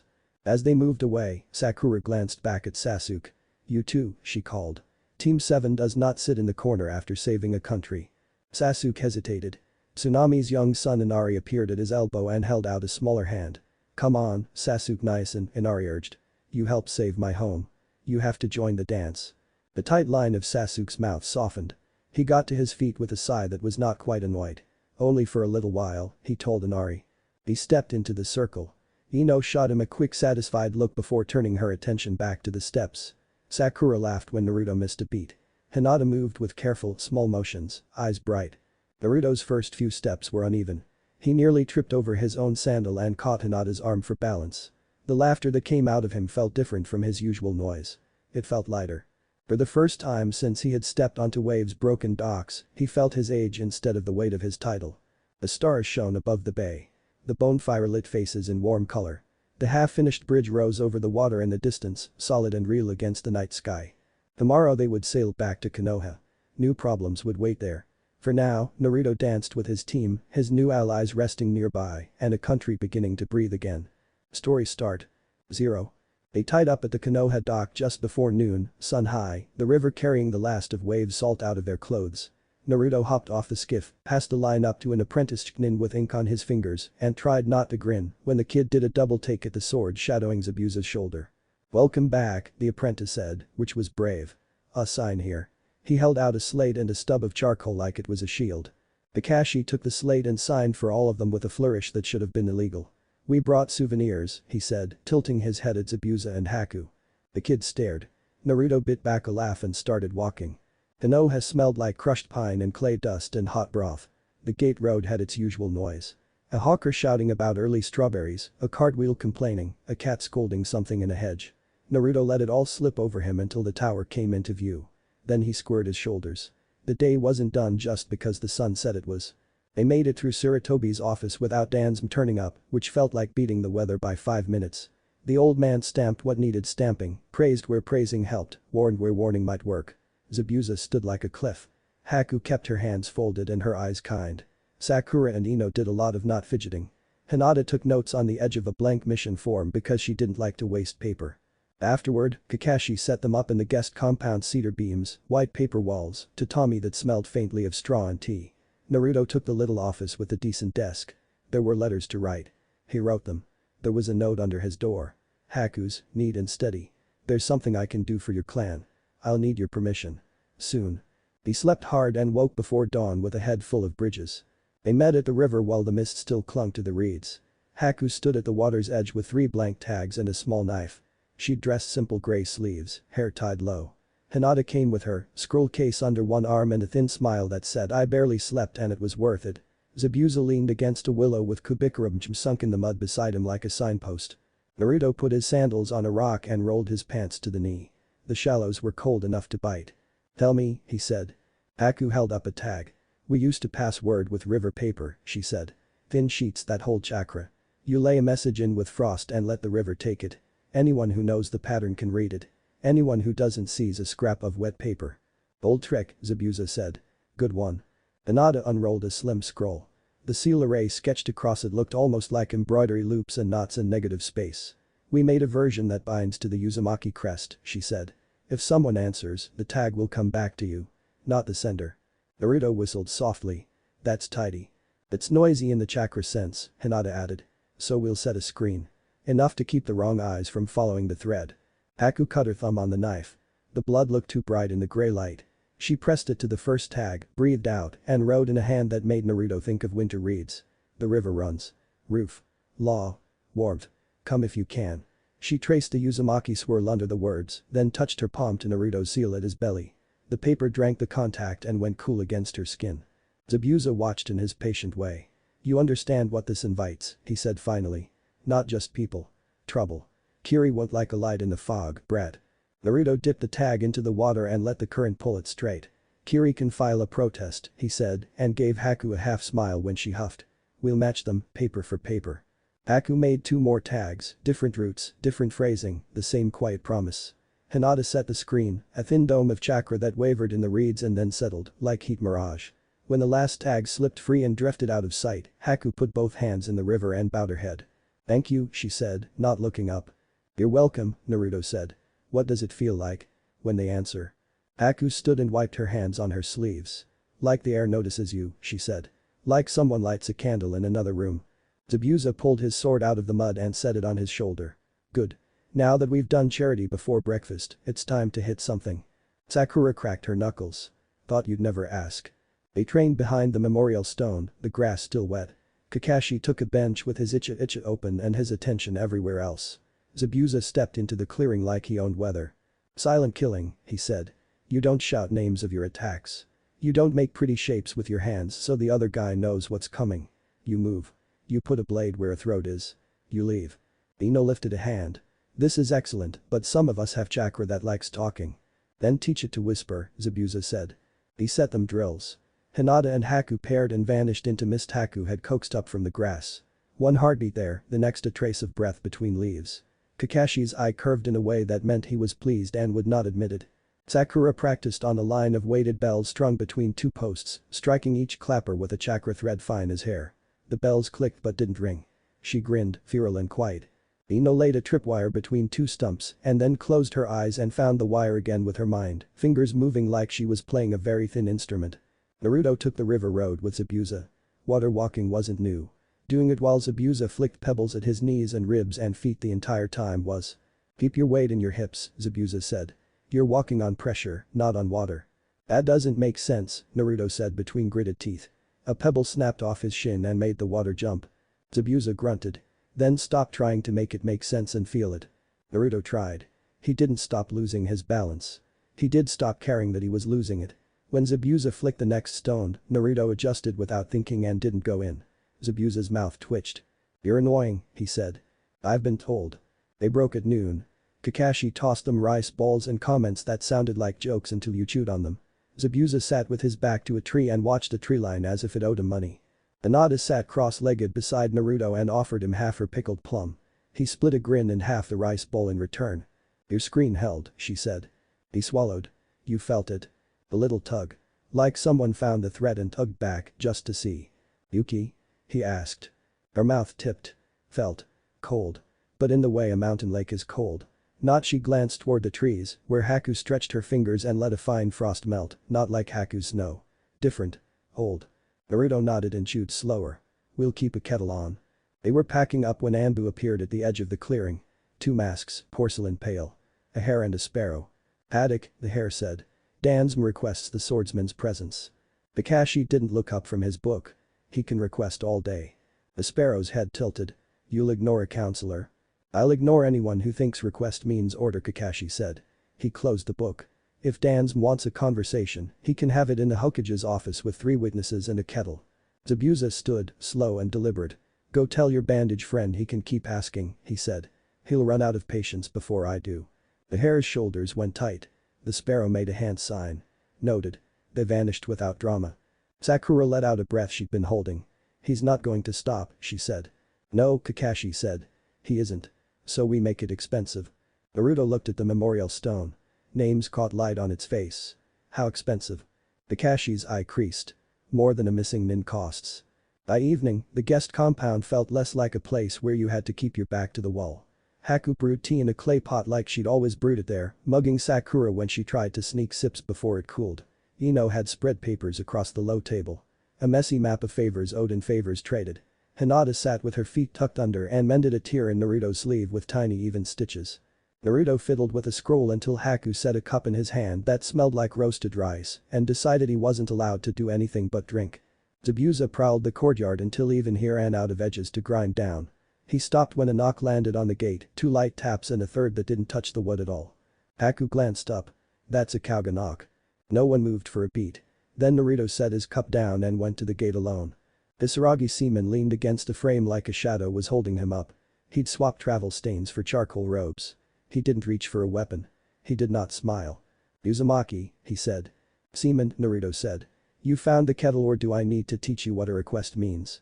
Seaman's mouth ticked, almost exactly the way Zabuza's had by the river. I have tea, he said. And news. The second is free because I like paying my debts clean. Naruto stepped aside. You can tell me at the threshold. Seaman let his gaze slide past Naruto into the courtyard and back. Suit yourself. There's a Kiri team in Otafuku town asking careless questions about snow and contracts.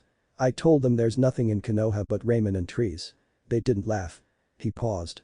One of them is a boy with a mask too big for his face and a chakra shaped like shaved ice. Might be something like Haku. Might be bait. Naruto felt his shoulders go taut. Why tell me? Seaman made a short dismissive gesture with 2 fingers. Because Gato cheated me and you didn't. His eyes flicked again, not accidental. Because I gave my word not to cut wave and your wave's shadow. And because if someone's poaching Yuki survivors for trophies, I take that personal. Helpful, Naruto said. But on the spectrum of friendly you're still closer to Splinter. Seaman's eyes warmed a hair. I have no interest in being your friend, he said. But I don't mind being the problem that keeps worse problems busy. He pushed off the frame. You didn't hear this from me. Of course not, Naruto said. Seaman vanished into the evening with the neatness of a man who liked people to think he had never actually been there. Naruto stood in the open gate long enough for a stray cat to decide his ankles were interesting and then went back inside. Trouble? Kakashi asked, not looking up from the Shingai board he'd coaxed Zabuza into. Zabuza was losing and pretending not to care. Maybe, Naruto said. Kiri and Adafuku. Questions about snow. Possible bait. Haku's hands went still on the tea towel. Hinata's needle paused mid-stitch. Ino made a face like someone had spilled ink on her map. Do we move?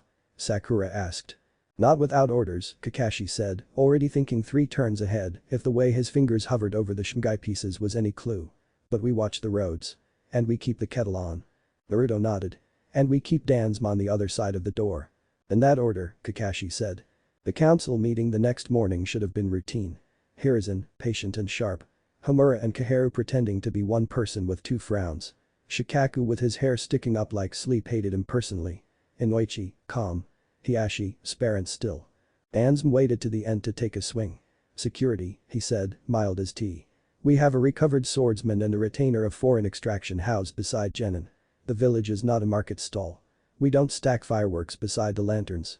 We stack them where we can see them, Hiruzen said. Where we can protect them.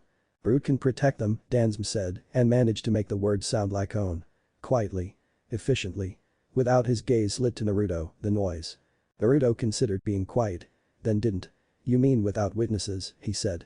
A muscle flicked in Danzma's jaw. You mistake my meaning. No, Naruto said. I don't. Shikaku's mouth twitched. Troublesome, he murmured, but the approval in it didn't bother to hide. The ashi shifted, the sort of movement that meant a decision had been made out of sight. The Haiku will extend their war to cover the guest compound, he said. There will be eyes on the wall at all hours. Generous, Hiruzen said, which in Hokage meant thank you. Practical, Hiashi said. He didn't look at Hinata in the back row, but the line of his shoulders changed by a degree and Naruto filed it away as progress. Danzma smiled with half his mouth. Very well, he said lightly. Let the boy keep his toys on the porch. We'll see how long before they wander. Later, Hiruzen said, gentle as a hand over a blade. They left the chamber with that kind of tired that comes from clenching your teeth for an hour.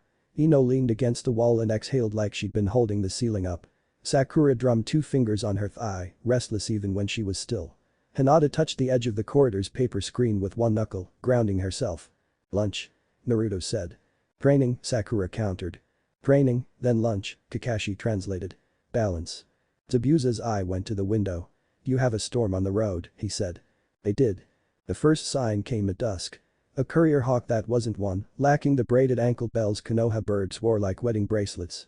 It beat circles over the guest compound, then dropped a ribbon of white that wasn't paper. It melted on the flagstones into a curl of ice. Haku was at the door before it finished melting. She crouched, put 1 fingertip to the eyes, and closed her eyes. When she opened them, she was already moving. Naruto, she said. With me. Where? Kakashi asked, straightening.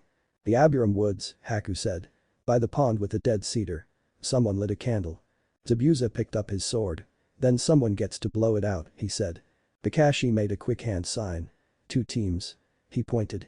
Himself, Zabuza, Sakura. Then. Naruto, Haku, Hinata, Ino. Quiet, he said. Eyes. They ghosted through alleys and along the backs of gardens. Konoha at night had a different breath, thicker, closer to the ground. The Aburam district held it like a hand cupped over a flame.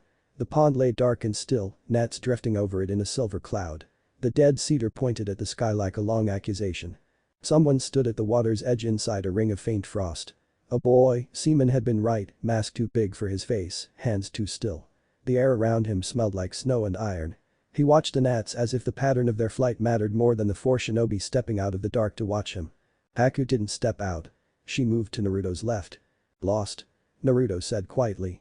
The boy's shoulders tightened. He didn't look around. No. Then what? The boy's voice came thin through the mask. I was told to stand here until someone said my name. What name? Ino asked. The boy didn't answer. His hands flexed once. His breath fogged the mask and cleared. Hinata tipped her head. Your hands hurt, she said. He flinched. They do not. Cold bites, she said. It takes a second to admit it. Naruto stepped forward until he stood where the frost started. If I say the wrong name, do I get a knife? A pause. No, the boy said, and it sounded more like a question than he meant. Good, Naruto said. You can call me Naruto. Silence. Then, very quietly. Haku. Haku stepped into the frost. She didn't speak. She reached out and covered the boy's cold hands with her own. The boy made a small sound, the kind you make when a thing you decided you didn't need turns up and you have to not cry about it. They told me to watch, he said. And to follow. And to not be seen. And to stand here until a woman with winter in her breath told me I wasn't a mistake. Haku closed her eyes. You're not. The boy shivered. They'll come, he said. The men who think they own me. Kakashi touched 2 fingers to the back of his wrist, a signal that meant on your right. Naruto didn't look. He didn't need to. The woods pressed inward. Something on the path had decided to be heavy. Zabuza stepped out of the trees with Sakura at his shoulder and steel light on his blade. 3 figures followed them into the open, no masks, which told Naruto what he needed to know about how far Kiri had fallen. One wore a cloak lined with coin-bright plates. One had the flat stare of a man who collected first names as trophies. The third was young, chin raised, mouth already practiced at saying for the good of the village, carried a roll of paper he thought was authority. Property, plate lining said, and tipped his chin at the boy. Try again, Naruto said. Paper roll unscrolled his piece of law. By order of. Kakashi didn't sigh, but his posture made the shape of one. If you plan to cite a Kiri mandate inside Konoha, he said, conversational, you should at least pretend to respect theater. Wear a mask. Pick a title with some water in it. Flat Stare didn't care about titles. He cared about outcome. His hand twitched and something fast and thin whispered across the pond and took a gnat out of the air without disturbing the gnats around it. Zabuza's shoulders moved a centimeter. Naruto looked at the water and decided not to be afraid of it. Paper roll tried again. He belongs. No, Haku said. It wasn't loud. It rearranged the air anyway. Flat Stare's mouth tightened. We can take them both, he said to plate lining. The big one bleeds slow. The girl won't run if the boy's here. The others. Barleaf, Kakashi said. He didn't raise his voice. He might as well have cut a cord. The woods changed. Not a lot. The temperature didn't drop. The night didn't get thicker. Plate lining understood that kind of math. He looked at the dead cedar and saw names on a stone he couldn't carry. We'll go, he said after a slow breath. For now. Flat Stare's gaze moved to Zabuza's sword. You should have died like a story, he said. Instead of like a petition. Zabuza showed some teeth. You came to the wrong village if you want tidy endings. They backed away. They didn't hurry. That was the only dignity they could afford. When the trees took them, Haku squeezed the boy's hands once. Do you want to keep standing? He shook his head. No. Then we're done standing, she said, and let him go just long enough to strip off her outer sleeves and wrap his fingers in them before she took his hands again. What do I call you? The boy lifted a shoulder. They named me Ritsu, he said. As a joke. It means rhythm. I don't have any. Ino snorted. You're breathing, she said. You've got rhythm. Haku's laugh was small and real. Ritsu, then, she said. Hello. Hinata stepped closer. Hi, she said. Do you like warm milk? Ritsu made a baffled sound. I don't know. We can find out, Hinata said. Naruto looked at Kakashi. Kakashi rubbed the back of his neck. I'll write the report, he said, resigned. Hiruzen gets the gray hairs. You get the tea duty. I always get tea duty, Naruto said. You're good at it, Kakashi said. They moved in a knot back through the aburum trees and into the city's warmth. Ritsu, startled at loud voices, pressed small when a cat darted across the road, stared down a drunk genin with a courage that wasn't brave so much as empty of any more room for fear. Haku kept pace with him, voice low, answering questions Ritsu didn't ask. At the compound, Ino shoot everyone into places like she owned the walls. Sakura, blankets. Hinata, kettle. Zabuza, your scary face is doing the opposite of what we need. Take it to the roof. My face is my face, Zabuza said, but he went to the roof. Kakashi leaned in the gateway and watched the street. Naruto lit the little brazier and stirred the coals until they glowed. Haku sat on the tatami with Ritsu and showed him how to hold a cup so his fingers warmed without burning. He copied her. He didn't spill. Too sweet, he said after the first sip, surprised enough to laugh once, small and helpless. That's fine, Hinata said, pouring more milk into his cup to cool it. We can change it next time. Ritsu blinked behind his mask. There's a next time. Hinata's smile went soft. There can be. They put him in the office for the night because it had only one door and a bolt that worked. Haku sat in the chair in the hall and folded her hands and didn't close her eyes. Naruto gave her a look that said trade and got one back that said try me. He went to the roof with Zabuza instead.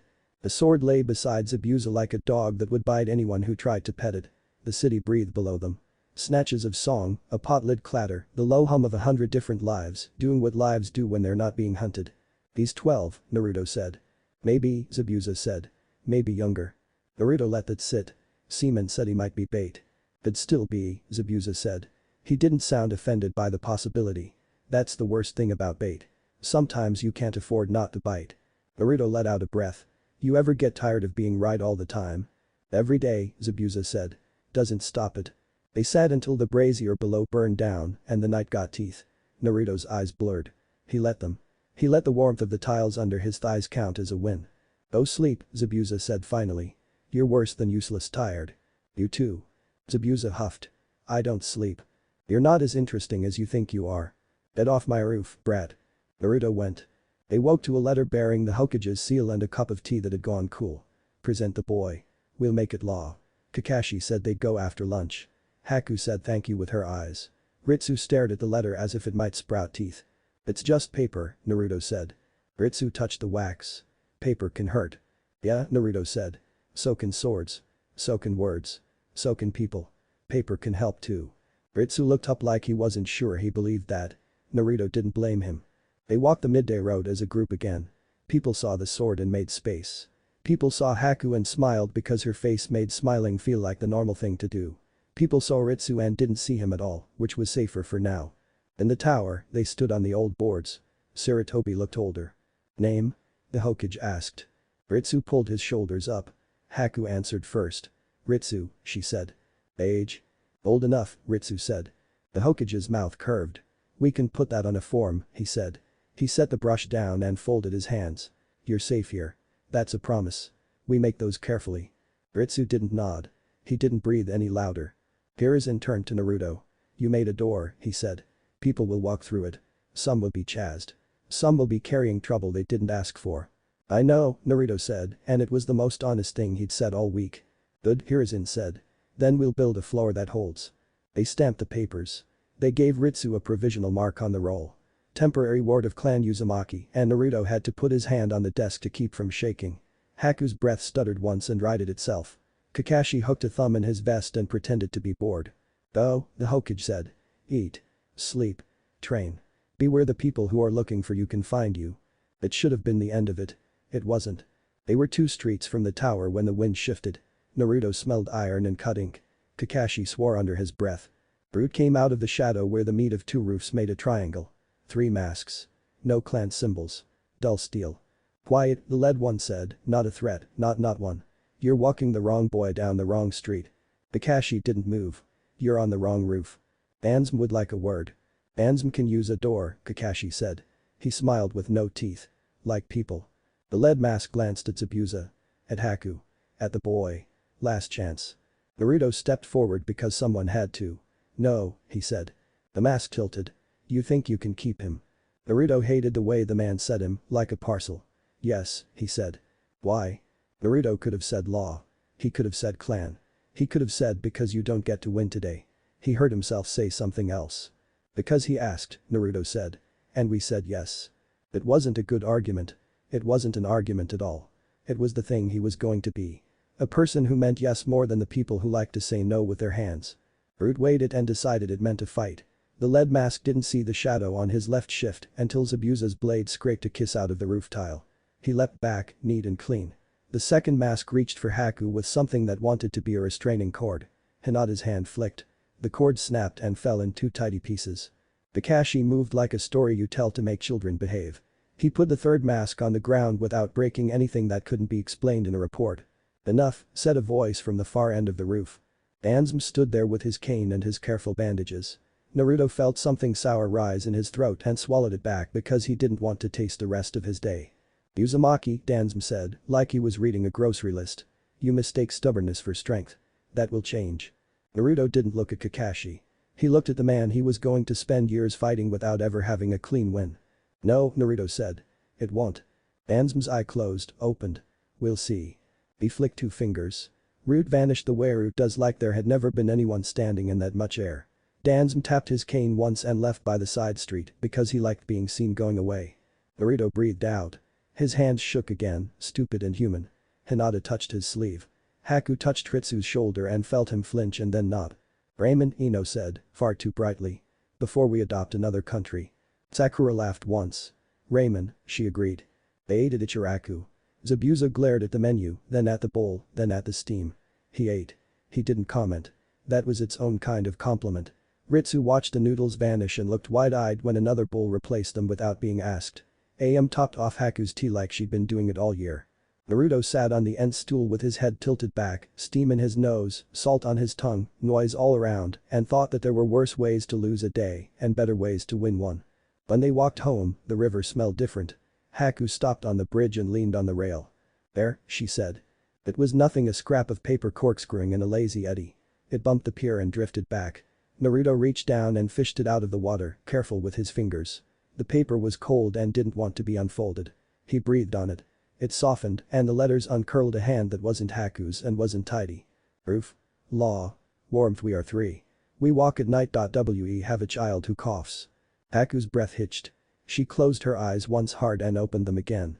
Where? Naruto asked. She traced the ink with one fingertip. North Road, she said. Past the flax fields. 2 nights at their pace. If they keep moving. Kakashi didn't even try to look tired. I'll talk to the gate, he said. We'll set watchers in the hedges and a stove in the old guardhouse. Blankets, Sakura said. And cough syrup. And a bucket. Food, Ino said. Hot, not just dry. Water, Hinata said. Warm. Zabuza leaned on the rail and looked at the flow. Wolves will come with them, he said. It didn't sound like a warning. It sounded like the weather. Naruto folded the paper carefully and slid it into his vest. Good, he said. We'll be ready. He stood a moment longer and let the river run under his hands. The bridge threw a clean shadow. The village breathed. Somewhere, far out on the road, someone put a hand on a child's back and said just a little farther and didn't have to lie. He turned away and started moving because moving was how you kept your promises. They met the three on the second night beyond the flax fields, where the hedges made low lanes the color of old coins. 2 adults with winter in their mouths. 1 child wrapped in a shawl too thin for the way the wind behaved.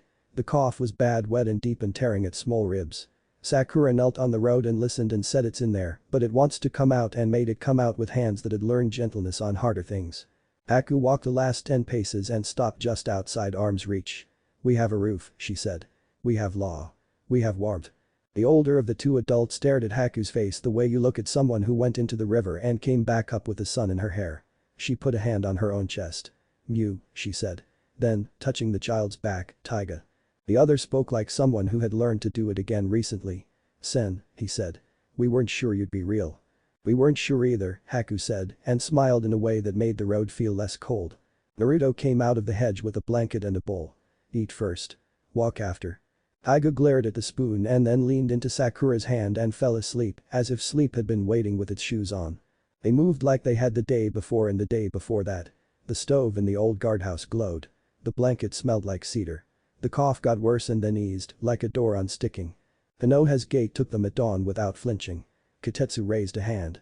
Izumo waved them through with the kind of bored dignity that tells you the people inside the walls have decided you belong.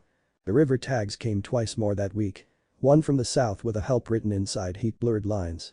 One from the east with a we are 7 written like someone had cut the words into wood. They built room. They made tea. They learned to sleep in shifts. Kakashi muttered about paperwork and never missed a watch. Zabuza complained about the roof tiles and fixed the ones that rattled. Ino traded favors until the blanket storage looked like a small merchant stall. Sakura bullied a pharmacist into discount syrup and spent 2 nights in a chair with Taiga on her lap. Hinata's seals hummed against the doorframes. Naruto did 100 small things. Scraped rice off bowls. Folded paper cranes for Taiga because the boy liked the way the wings moved. He slept badly and woke with his heart running too fast and made himself breathe in for 4 and out for 8 until the numbers came back slow. On the 4th night, there was a knock on the gate, quick and wrong. Haku's head came up. Zabuza's hand went to the hilt. Kakashi didn't lift his book. He didn't have to. Seaman stood outside again. He didn't lean on the frame this time. 2 things, he said. First. Kiri's mood is souring. You embarrassed men who don't forgive. Second. A man with a wide eye who isn't a Haika asked me where your roof sits. I didn't tell him. But I liked that he asked. Naruto didn't smile. Thanks for the good news. I'm not a messenger, Seaman said. I'm a man who prefers his problems in front of him.